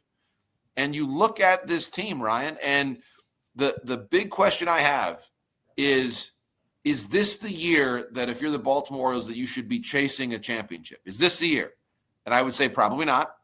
He was Mike Elias last year when there was a much better opportunity was fairly conservative in the moves that he made. So the notion that he's going to go against the grain in a more aggressive angle now when the evidence suggests that the team is not that good would just be a really surprising result for me. And so I think that what he needs to do is really take a firm look at the 2026 depth chart and say, are we going to go out there and spend top dollar for the best pitching out there in free agency, which they didn't do last offseason? Mm-hmm. Are we going to do that? Or are we going to use the assets that we have to bring in the best major league ready pitching that we can in trades for people like O'Hearn and Mullins and Sugano? That's what this feels like for me. I know it's not probably the answer that Orioles fans want me to give right now, but that's what I'm seeing at the moment. So John's take on, he believes that Michael Elias done a good job of being able to go out and develop guys or bring players in, but not maybe kind of sounded like to me, correct me if I'm wrong, Zach, that he was saying about, well, that style of going out and spending money or evaluating big league pieces might not be Michael Elias' strength. It's evaluating the talent that you can get on the prospect side. So that's number one. But number two, look, if the Orioles are out, they do have pieces that teams are going to want. I mean, Tomoyuki Sugano might become one of the most intriguing trade pieces at the deadline if the Orioles sell. Ryan O'Hearn is one of the best hitters in baseball and specifically the American League. That is going to be appealing to a team out there that wants a left-handed bat that can play first, play a little outfield, and DH. Cedric Mullins, you could say Zach Eflin, the list can go on, but this will be for later in the interview when we release it this evening. But where do you draw the line in the sand of, hey, we need to retool, not rebuild? Because at some point you got to have an identity and a culture. At some point you're going to have to put teams together and people have to be going out there and understanding like what you got to do, right? Yeah. So, and for the Orioles, if you trade away Ryan O'Hearn, are you okay with not just losing the ball player, but he has really helped form what this new identity for Baltimore could be? And if you want to be a gritty, grind it out, that kind of feeling of screw it, we got to make something happen, then you want a guy like Ryan O'Hearn. If you don't and you sell your vets, you're asking this young core to step up and be that. And we saw that this year. They did not elevate to that level that they were hoping for. So that's my concern if you make those moves. Yes, you can sell guys, Zach, but you can't sell all of them, in my opinion. Yeah, and I agree with what Morosi talked about with kind of Elias's track record. I think he nailed it. We've talked about this on this show, and Kevin and Zach React before. Mike Elias has an incredible track record in trades when he is selling. He doesn't have the greatest one buying. I think you can look at the Zach Eflin trade. I think that's worked out. But when he is selling, and kind of what John was alluding to in the, hey, he's been great at getting guys for developing. Cade Povich, Yenier Cano, Chase McDermott, all from that early, why aren't the Orioles buying? Why are they selling Jorge Lopez? Why are they selling off Trey Mancini? And he got those valuable assets back. So I understand the aspect of, hey, if you're not going to get, have these guys next year, the O'Hearn, the Mullins, the Sugano, go get valuable assets that you have shown you can identify in the minors and bring them back. But on the other side, I think it's more important, as we've talked about, there are things that statistics and analytics aren't going to show you that impact the game. The leadership of O'Hearn, the leadership of Mullins, Tomoyuki Sugano being cool, calm, collected, no matter what the hell is going on in the game. Zach Eflin being a leader in the pitching staff. Those things you can't quantify by just simple statistics or analytics. So getting rid of those guys and being like, oh, well, we have guys in the minors that can come up and maybe give similar production if we do this, platoon to get these guys. One of the biggest things that we thought was an issue last year, in the downfall kind of the 2024 Orioles, when things just kind of fell off a cliff, was they were young. They hadn't failed before. They had too much inexperience that they didn't have enough veteran leadership that was able to sit them down and be like, yeah, we got to get this right. Yeah, we got to do this. Here's how we're going to lead through this. They had to have guys learn to do that, like O'Hearn, like Mullins. And now those are the leaders. They took over for the Gibbies. They took over for the Fraziers. I think it is important that, you can't give away all those guys because then you're back to square one in the locker room, I think, as trying to find a leader. Yeah, and that matters, right? Like you're setting a culture in here. If you want your ball club to be a certain way, then you need people that can embody what you want to do. And when you're trying to create a winning team, it's hard to do that if you feel like you're constantly shuffling constant pieces. Now, it'd be one thing if those constant pieces so far maybe gravitated to the role of which you needed. And we're talking about the younger guys, right? I think that Jordan Westberg has that capability. I think that Colton Cowser in his own way helps shape that locker room. But you're talking about someone that's been there constantly and done that. You're going to need those guys over and over and over again. And when you look around teams, the teams that have success, it really looks at the teams that their continuity, their understanding, and it's like a perfect blend of experience with veterans and superstar talent that's mixed in there that can make something special. Each team has to have that. You can go look at the teams that are having success right now. The Yankees have all of these injuries, but what would you say the Yankees' identity is? Right? They like to mash. Yeah. And also they have a superstar in Aaron Judge. And how does he handle himself? He handles himself like a face of a franchise. He's the dude, superstar. Hey, I'll take the burden. You guys do you. I will shoulder the burden. That's them. Look at Kansas City right now, and I know they're off to a more of a sluggish start, just being over 500. But Bobby Witt Jr., calm all the time, and a leader when he speaks. You listen to what he says. You go out west to the Dodgers, yeah, it does help that they have future Hall of Famers left and right and in the top of their order. But Freddie Freeman shows up, and you know what you're getting from him. Mookie Betts, same thing. Ohtani, same thing. That helps. But how about the Padres? You want to switch from going from superstar? Padres got talent, but then they have one guy in Manny Machado that seems to come up in big moments. And then look at other guys like the best free agent signing of the offseason, Gavin Sheets. Woo! Baltimore's finest. But you see what I mean? That other role players then ascend. Jackson Merrill then is being groomed into a star because of the surrounding group. And I got to give credit to Mike Schilt, the manager, for the culture, AJ Preller, the GM, but then also Manny Machado is that leader of the team. So for the Orioles, you take O'Hearn or Cedric out of the equation.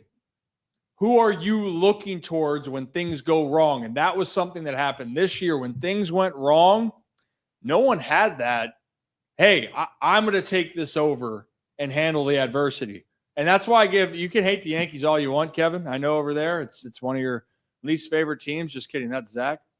But Aaron Judge, I applaud the fact that he is willing to be that voice no matter what. And even Aaron Boone, I think they're both great. So we'll see what happens. I mean, Kev, do you want to see, since you don't like some of the Oriole players, do you want to see any of them traded? Oh, come on. I like all the Orioles players. I mean, look, It's not personal. Oh, Which one do okay. you want to see traded, really? Yeah.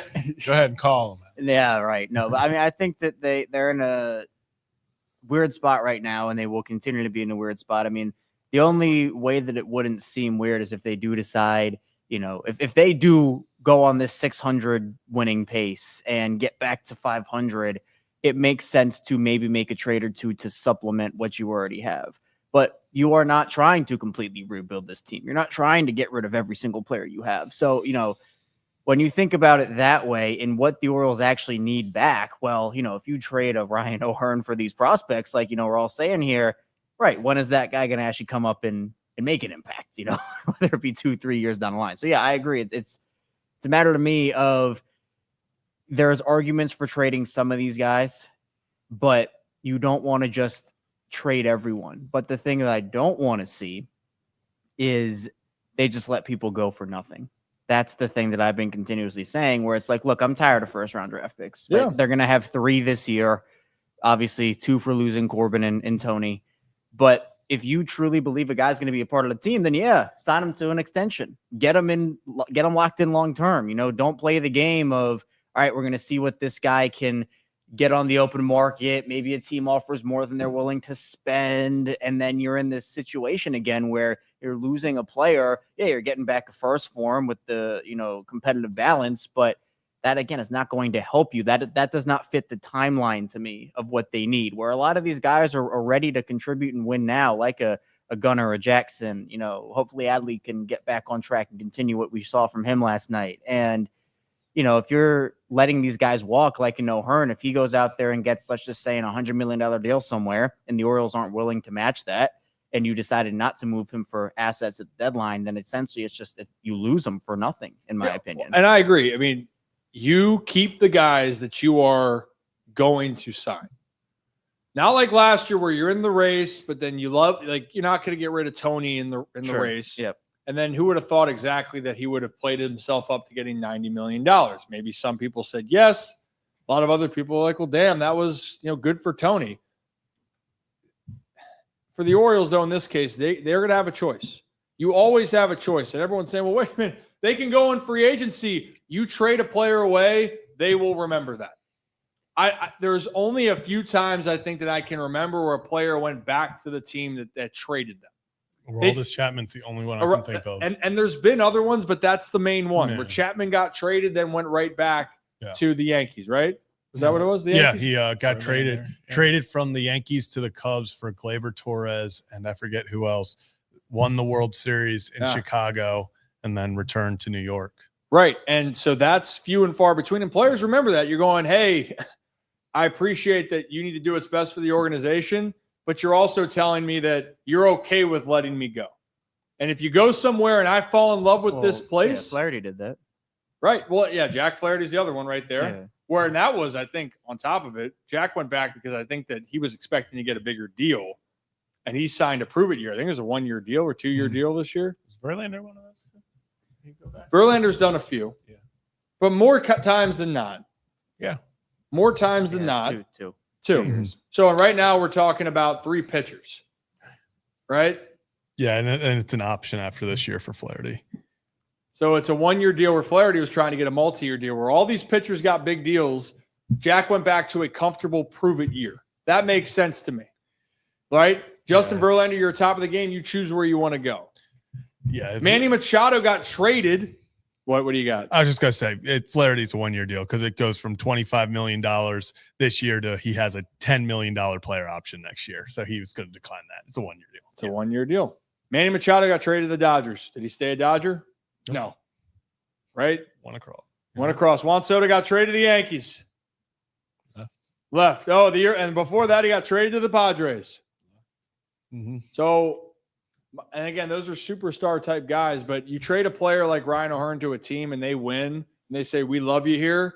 And he just won with that team. I'm going to tell you, unless you give him too sweet of a deal to come back, which you got other parts that you got to look at for your team, Ryan O'Hearn might end up being at the place that said, hey, we thought you were the missing piece. We're going to keep you. What about the fan base, though, too, Ryan? Talk about that a little bit, because isn't that part of the business that you're also trying to build, is that your fan base can get behind some regular, you guys said to me before, these guys being out in the community is only going to help not only themselves, but it's going to help, the organization as a whole, right? So keeping people like an O'Hearn who's out there, doing things is you want people that want to be here. Right.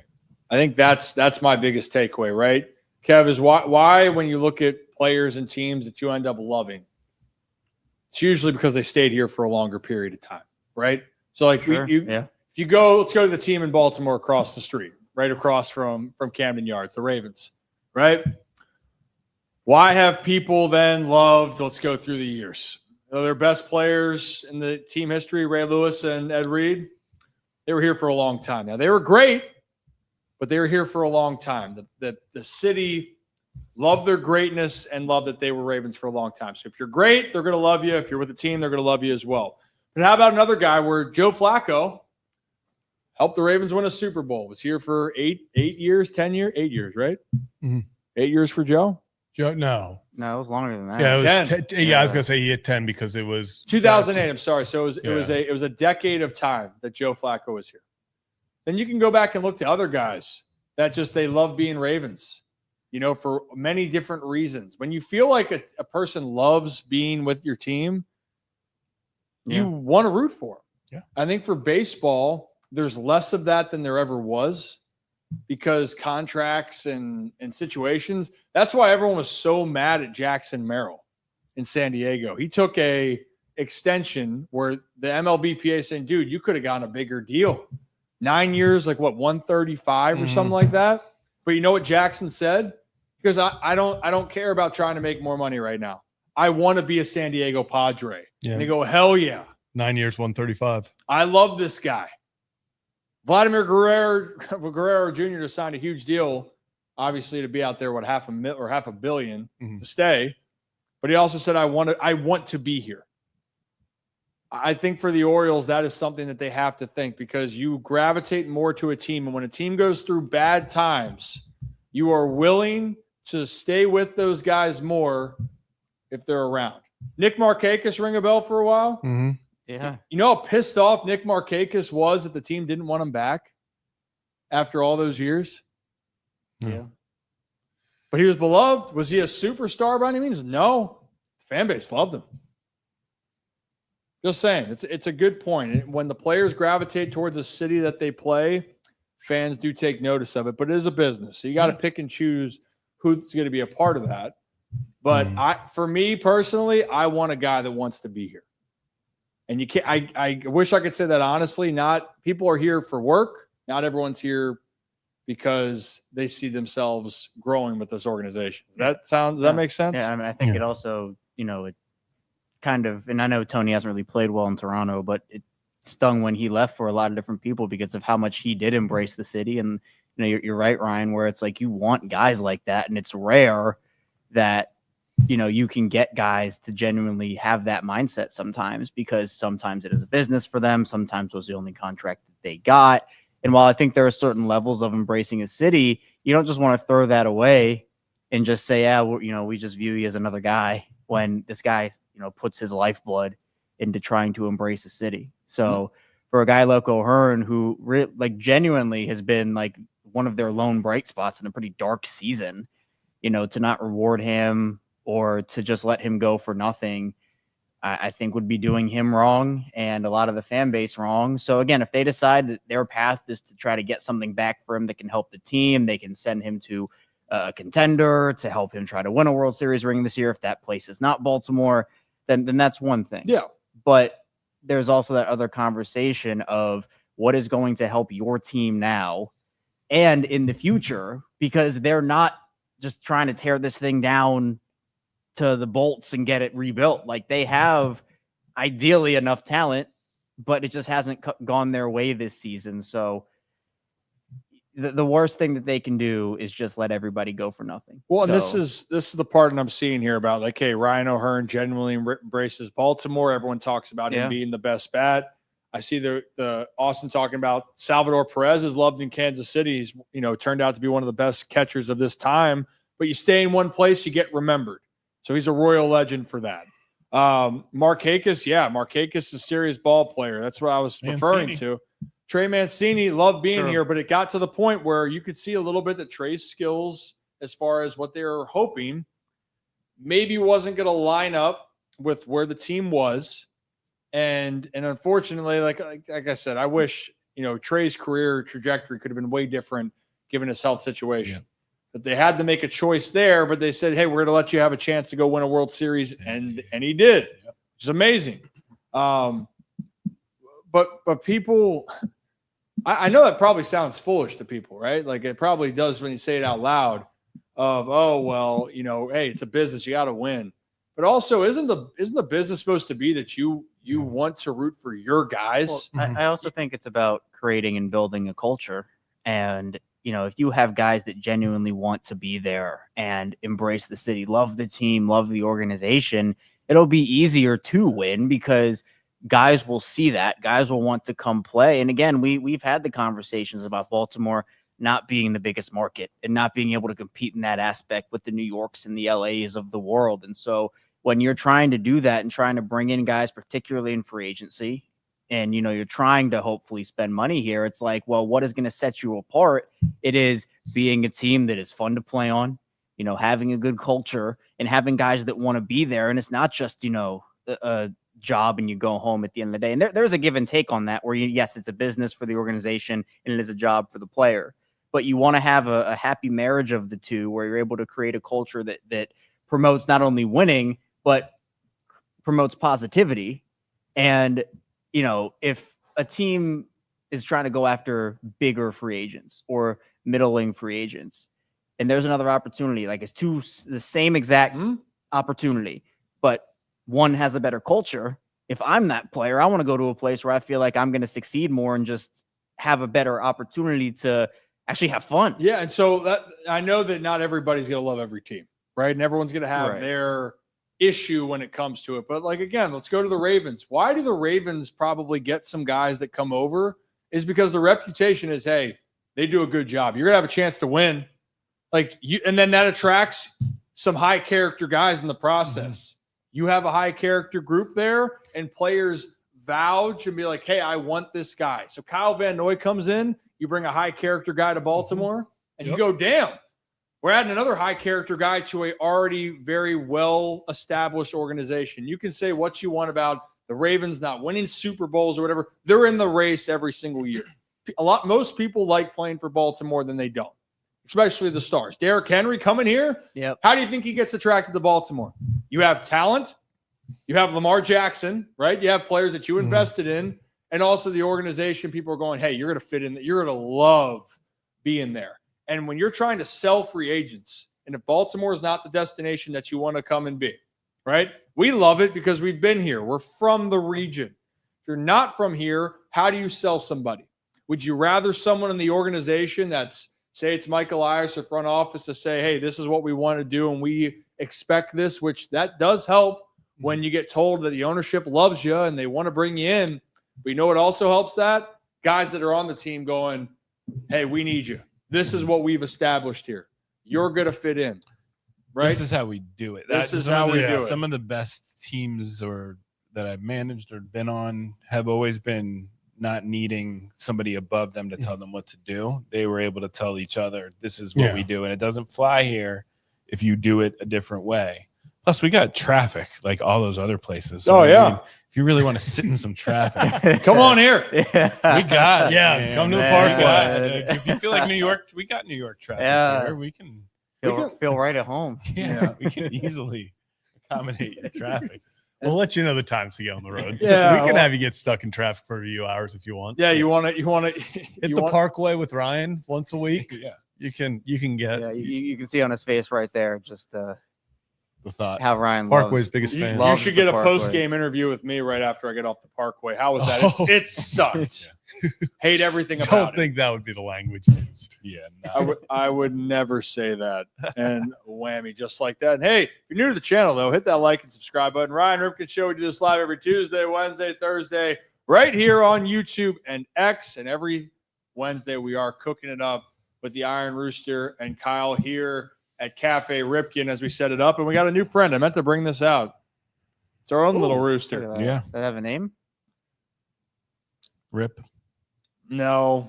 Not yet. Name the Workshop it. We're workshopping a name. You know what he's not going to be? His name's not going to be Cream. Creamy. Creamy I cat. thought that's where we're gonna go. Rocco the Rooster. No, absolutely no. not. Absolutely not. His ego would be too. Yeah, we can't Yeah. do that. Yeah, gosh, No well, chance. One thing, Rocco is not known for his height at all, but that would help lift his spirits. Well, either for you as well, Kevin. Yeah, it's been. We appreciate all of you guys, and we're about our community. So when we talk about all of this in Baltimore and even the DC region, it's all close, right? And for you guys now at the Iron Rooster, they're down in College Park, for those that don't know. So that's right in the middle, but it's still the Maryland region.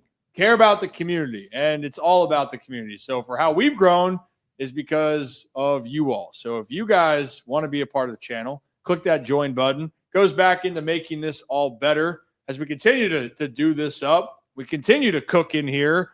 We're going to work on some better gear at the same time. Might even get better at my cooking skills. Yeah. Well, they do the flip. Yeah, you like that? Yeah. It's through just flipping. practice. You just gotta put the work in. Oh, we put the work in. Oh yeah. Getting the flip Get in the cage. gym. Yeah. In Flip. fact, Yeah. I always thought like an Olympic event where you can do things like I saw a server Olympics on the Ocho where they were like you had to carry a tray and That seems intense. yeah.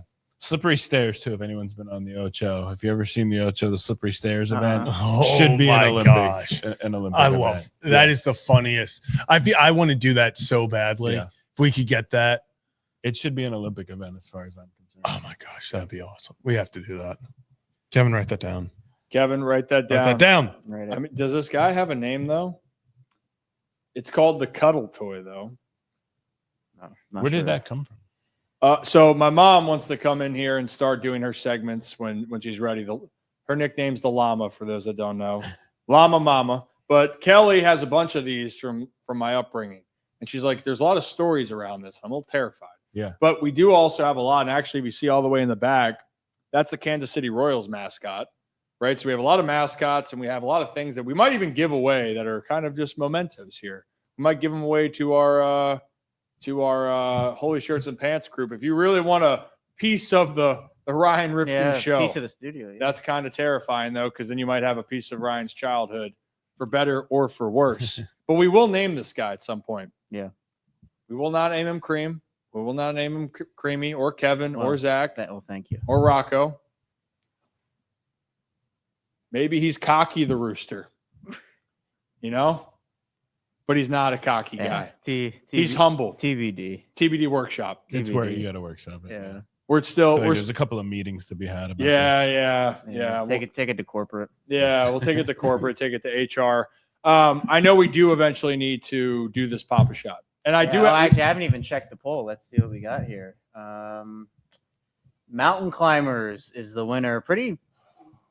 Here we go. 41%. 41% right now is Mountain Climbers, followed by Split Squats at 28%. Farmers Walk is 22%. Jumping Jacks is 9%. So if you want to get your final votes in, it's 29 minutes ago, so I'll give it one more minute to get to 30. And once we get to 30, I will close the votes. So we have now 42% at Mountain Climbers. Seems like that's going to be the runaway favorite here. This reminds me of when we did the birch fish naming, and I was live reacting. That was incredible. We had to do two separate. We had a tie. We had a tie poll to figure out birch fish. May his soul rest. Where'd he go, Kevin? There was a bacteria that ran through. There was just mysteriously a bacteria. I moved him out to the main area because I redid my setup, which I'm redoing again. And then, so that birch fish will always be remembered. Birch fish. All right, let's end it here. Mountain Climbers is the winner. Yeah, do we have to do our shot? I'll do what it's for. We do have our shot, and we also we didn't even get to. I'll go back. Do you want me to go back? No, you can stay there. Right here. Yeah. We also do have the one with Matt Halliday talking about how you hit a baseball. We could save that for tomorrow too.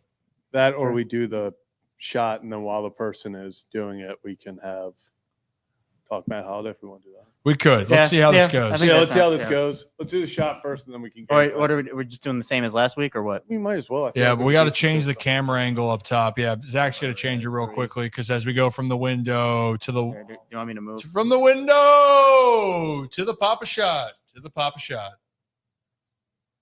Till Kevin does Mountain Climbers. I don't think that's exactly how the song goes. Yeah, but yes, if you're new to this channel, by the way, every Wednesday we cook and we like to have fun here. And we talk baseball, we talk football when it gets to that part of the season. Heck, we have interviews with a lot of great people. We talked to John Morosi with MLB Network earlier today. We talked with, who did we talk to yesterday? Oh, we talked to Matt Halliday last week. We have a new legend of the game on Sunday coming up here. We will have that. And then we have a couple other names up our sleeve that we can't tell you yet, but we might be talking to them soon. So stay tuned on all that and more. Yeah, Joe, that's a good question. If we're wondering what happened to birch fish, Rip Finn might have had the same fate. Yeah, it was a bacteria. So he's gone too. That's what I said. Literally what I said. We now have a beta fish named Mustard. Excuse me? You said a what fish? A beta fish named Mustard. It's a mustard beta. We saved him before the pet store did remodeling of the fish section. So You why is saved his him? name Yeah. Beta? No, it's a Mustard? beta No, fish. it's a beta fish Like an actual beta named fish. Mustard. They named the beta fish. Yeah, because fish is a the beta. fish itself is a Is it- mustard beta. So we just named it Mustard. Okay, timeout. Wait, so it's a mustard colored fish, and you No, named it no, the mustard? actual species is mustard beta. Like you know what a beta fish is, right? Yeah, no. Yeah, Now okay, okay. I was very confused initially on what was going on here for a lot of different reasons. Mhm. Yeah. Which I did when I revealed it on Kevin and Zach React. I did go out and scream the mustard at Mustard. I feel sorry for the fish. Turn the TV off. Turn the TV off. Turn the TV off. Oh, hey, you know what, All Brooks? right, that's good angle for the shots. We see everything clearly. Hum There. now. You want to take that microphone back there? Where do you guys want to shoot from today?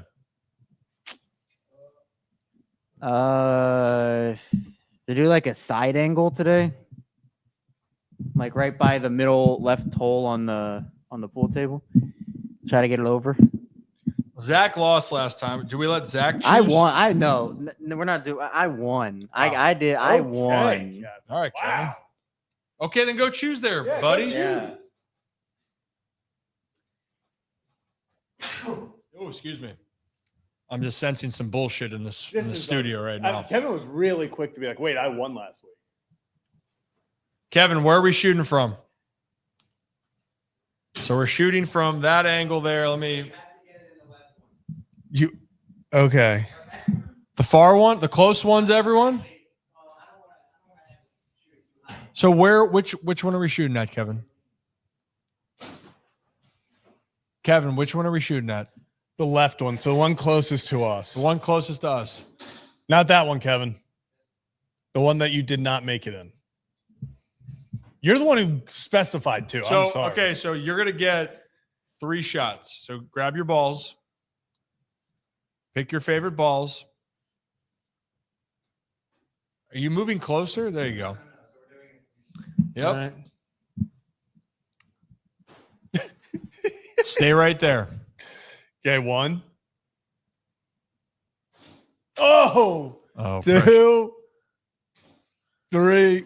I'm gonna go grab it. wow. So if Zach makes, doesn't count. So if Zach, hi, Mr. Puppy. If Zach makes 1, then he is safe. From, That's what we're trying to do. We're trying to switch it up. wow. And Zach, just like that, is saved. You made 1, so you're saved. All right, here we go. My life is in Ryan's hands right now. All right, here we go. Not today, Creamy Kev. Not today. Jeez.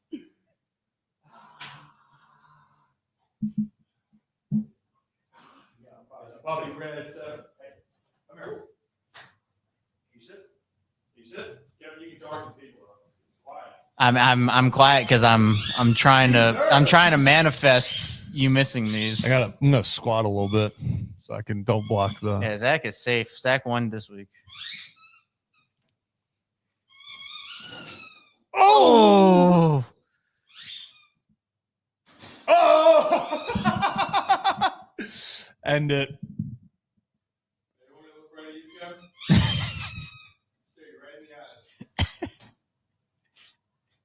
Yeah. Oh, creamy Kev. What? Yeah, hey, guess who won? Up. What? Up. Come here. Yeah, up. The look on Kevin's face right now. I haven't done mountain climbers since like middle school or high school gym class. Ow. This is always how it goes. I always pick the thing that I always lose. So the thing is that you picked the shot. Like I was so gonna just go straight on, like just Hey, what we usually did. hey, And can Kevin we- was like, "Let's get some angles." So now we got to change the camera over a little bit. So Yeah. Ollie, come here. Come here. Come here, buddy. Can you sit? Kevin, you're good. Kevin, it's over. Kevin, it's over. Yeah, there you go, Kev. It's still over. No. Easy.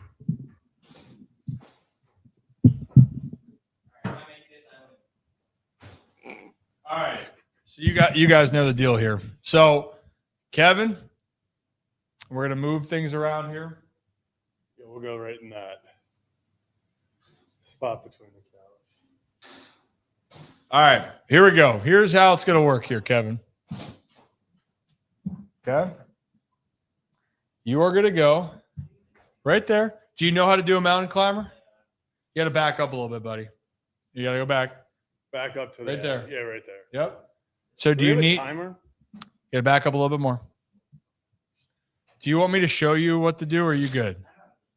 Okay, so 2 minutes are going to be on the clock here. And again, appreciate our friends over at Merit Clubs. And if you want to do a little bit more fitness workouts, and hey, we might do one with Kevin at Merit next week. But Ollie, come here. Ollie, Kevin's got to do some business here. He's got to do some work. Ollie, come here, buddy.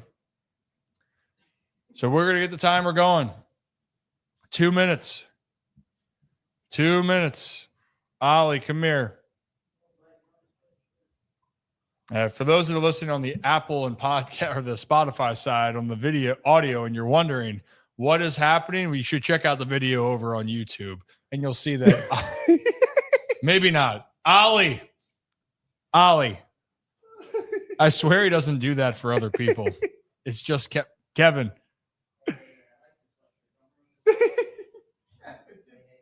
Ollie, come here. Come here. Ollie, no. Come here. You won. Come here. Good boy. Come here. Can you come here? All right, Kev. Are you ready to do this? I'm ready. All right. Do we have a timer? I got a timer. I'm ready. Yep. Are you okay? Want to back up, though? There you go. Right there. Yep. Hold on. Look like you're ready to sprint. Fly out of the gate, Kev. All right, hold on. All right, ready? 3, 2, 1, and go. You got to get low. You got to get deeper into that. I'm getting deep on here. The form. Ollie. No, Ollie, come here. Ollie, come here. Ryan, we asked ourselves the same thing. You just gotta enjoy the ride. Kevin, I think you got to go a little bit lower. Kevin, I'm so No, you can't stop.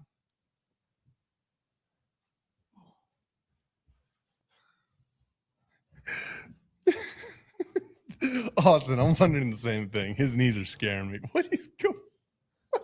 Keep going, Kev. How we feeling, Kevin? Everyone give a round of applause for Kevin here. Oh, how much time is left? Kevin, you're almost there. 1 more minute. How are you getting higher? All right, timeout. You can reset your shirt. Just tuck it in. Timer is paused for a second. What are we at? You got 1 more minute. Shirt is tucked in. Try to stay lower there, Kev. So you're not jumping up in the air. It's more of a like your knees. Yeah, you're stepping. High knees. No. Okay, timeout. Let me try to explain real quickly. Ollie, stop. No. Sick 'em. Ollie, come here. Welcome to Kevin. Yeah, we're going over game plan right now. It's just kind of, it's like a timeout. They're just kind of game planning right now, seeing second half adjustments. If Kevin's gonna, we got the veteran giving the rookie some pointers. Yeah, definitely some better form out of Ryan there.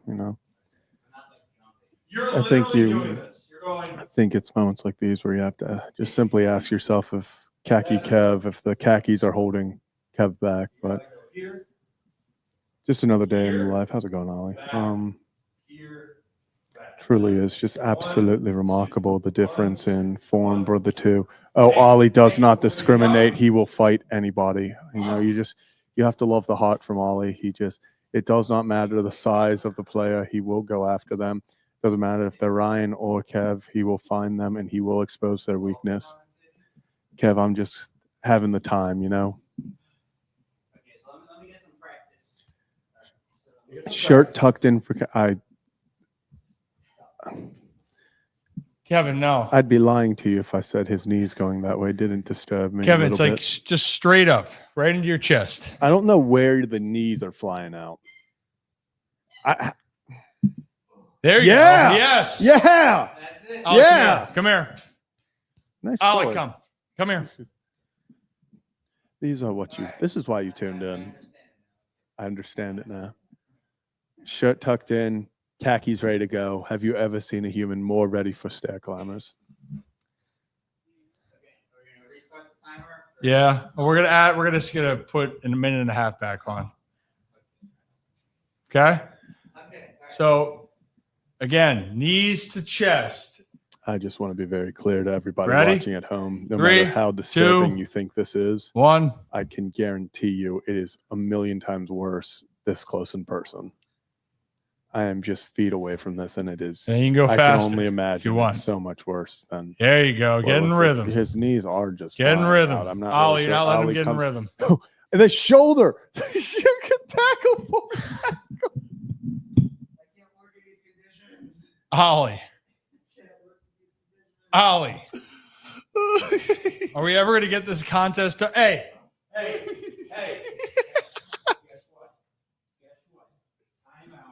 Time out. All right. Thank you all for continuing to tune in. We're just going over some technical difficulties right now.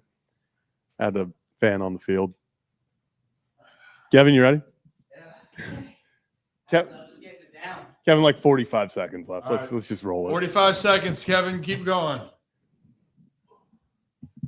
I'm going to be honest. In my head, I was like, this could go pretty wrong, and I did not think it would go anywhere close to this wrong. Between the form, between the constant attacks. Oh, we got some rhythm going. Okay. There it is. Switch it up a little. Going. Get it going, Kev. There it is. I'd like to think that somebody tuning in right now is finding us for the first time, and they're just insanely Give us confused. 15 more seconds, Kev. How you feeling? Feeling good. I'm going to answer for you. He feels horrible. All right, 5, 4, 3, 2, 1. And there he did it. He did it. First try. Okay, go ahead. I don't know what's gotten into Ollie. I really don't. Come here. And we'll finish out the show with a little red 7. Kevin, you okay? Did Ollie add? Is that a scratch from Ollie, or is that from? No, this is that earlier. was the incident. Oh, I forgot about the trash incident. Hey, everyone's saying good job, Creamy Kev.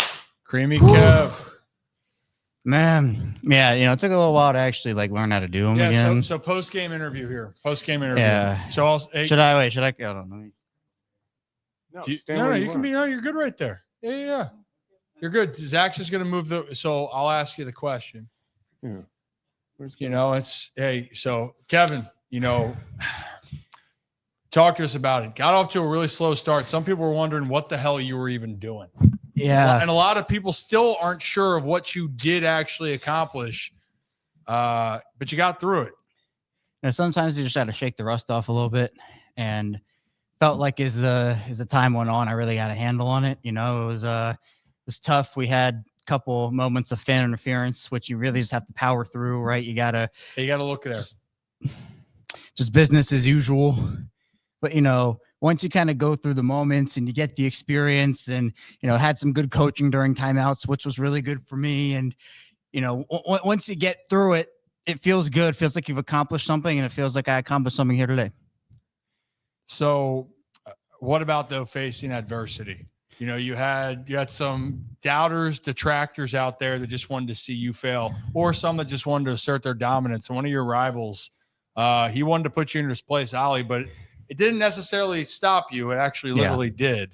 But how do you come back from that, knowing that this little furry beast is going to continue to be a thorn in your side for as long as you're a part of the Ryan? Yeah, I'm just focused on me. I can only control the things I can control here. And, I have a great group of people around me that, give me support, show me the way through things. And, people will have doubts. You can't please everybody, but, I'm someone that takes a lot of pride in the work that I do, the work that I put in. And, it's really intriguing for me to, just figure out the way that I can make myself better, not worry about what others think, and continue to go out and do what I know I can do. And final comments here, as things circulate on social media, and Gerald saying, I'm 55 and I've had a knee replacement and spinal fusion, and I am not sure I look as bad as that. Thoughts on the recent comments here about your performance? Yeah, and I'm just glad we came out with a win today. There's always stuff I can improve on, but the fact that we're able to get through that here today, I'm going to get back in the gym working and figuring out how I can be better for next time. But we got to our end goal today. Still a long way to go. It's a long season here, and I'm looking forward to continuing to show everybody why I deserve to be out here every week doing these challenges and figuring out how I can continue to get better. That's it. Thank you, Kevin, for your time. We know it was not the easiest of roads, and we look forward to you hopping back out there and doing it once again when you lose in next week's fitness challenge. Yeah, okay? There's no guarantee of tomorrow, and I feel like this might be my last ever challenge because I'm just going to win all the basketball challenges from here on out. We can avoid this situation next time by just putting up shots, getting those shots to go down, and I think we'll be able to do that next time. We'll agree to disagree on that, but Kevin, appreciate your time. Thank you in such a dark moment of your professional career, but we look forward to seeing you next week. Yeah, appreciate you having me. Khaki Kev signing out. I don't know if that's more.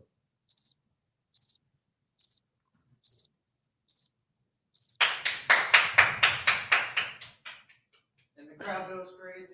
It's so much better because he doesn't know. He doesn't know the sound that was playing. I heard the crickets. Oh gosh. Well, I think you know what, we'll save the Matt Holliday conversation for tomorrow. Yeah, I think we got it has gone off the rails, but we've had a tremendous amount of content for you guys today. And we try to keep this light, right? And at the end of the day here, the Ryan Ripken Show, life can be hard enough. You can have so many things going on for the 2+ hours that you get to spend with us, we hope it can be a little bit of fun. Maybe you learn something, or maybe you see something that you wish you could unsee. That's if you're watching on YouTube, but if you're listening on Spotify or Apple, check out the YouTube page and vice versa. Like, subscribe, rate, review. It helps us get the good word out here as we continue to build the Ryan Ripken Show and Ryan Ripken Media. And for what we have planned for tomorrow, we will talk about that Matt Holliday hitting approach video. We'll also continue to talk about some of the highlights around Major League Baseball. And who knows, we might have a guest or two that's lined up along the way. And for our Holy Shirts and Pants members, we're going to have the call-ins for tomorrow. So we look forward to hearing from you guys. We're getting back to that. It's all about our community and people helping people. Am I missing anything else, boys? Real fast, Cube. Appreciate you saying shrimps is bugs. Don't know if that's Shrimps is bugs. That should be the new slogan of the show. You know what? Shrimps is bugs. It was good though. Maybe this is a Colton Cowser burner. It's got to be. All this time, this was Colton. It wasn't Cube. It was If Colton. the day bleeds into nightfall and you're not here to get me through it all, I let my guard down and then you pulled the rug. I was getting kind of used to being someone you love. Yeah. Did you even sing any of Yeah, that? I did. You can play. You can roll the tape. Yeah. You can roll the tape. And to close this one out here, depends on the day, Silvino. If he calls me back, he can be dad. When he doesn't, he's just another jackass. So that can be depending on the time of it, right? But in all seriousness, guys, I think that's it. We got a brand new show tomorrow, and cue the music. Hum now. Red 7. Appreciate you, Ron. As always, here on the Ryan Ripken Show, have a day, have a night, have a great stinking rest of your Wednesday. And we'll be right back here on Thursday to do it all again. Thank you to the Iron Rooster, 2 new menu items. Go check them out, all their locations. But until then, be good, be safe, and talk to you soon. Peace.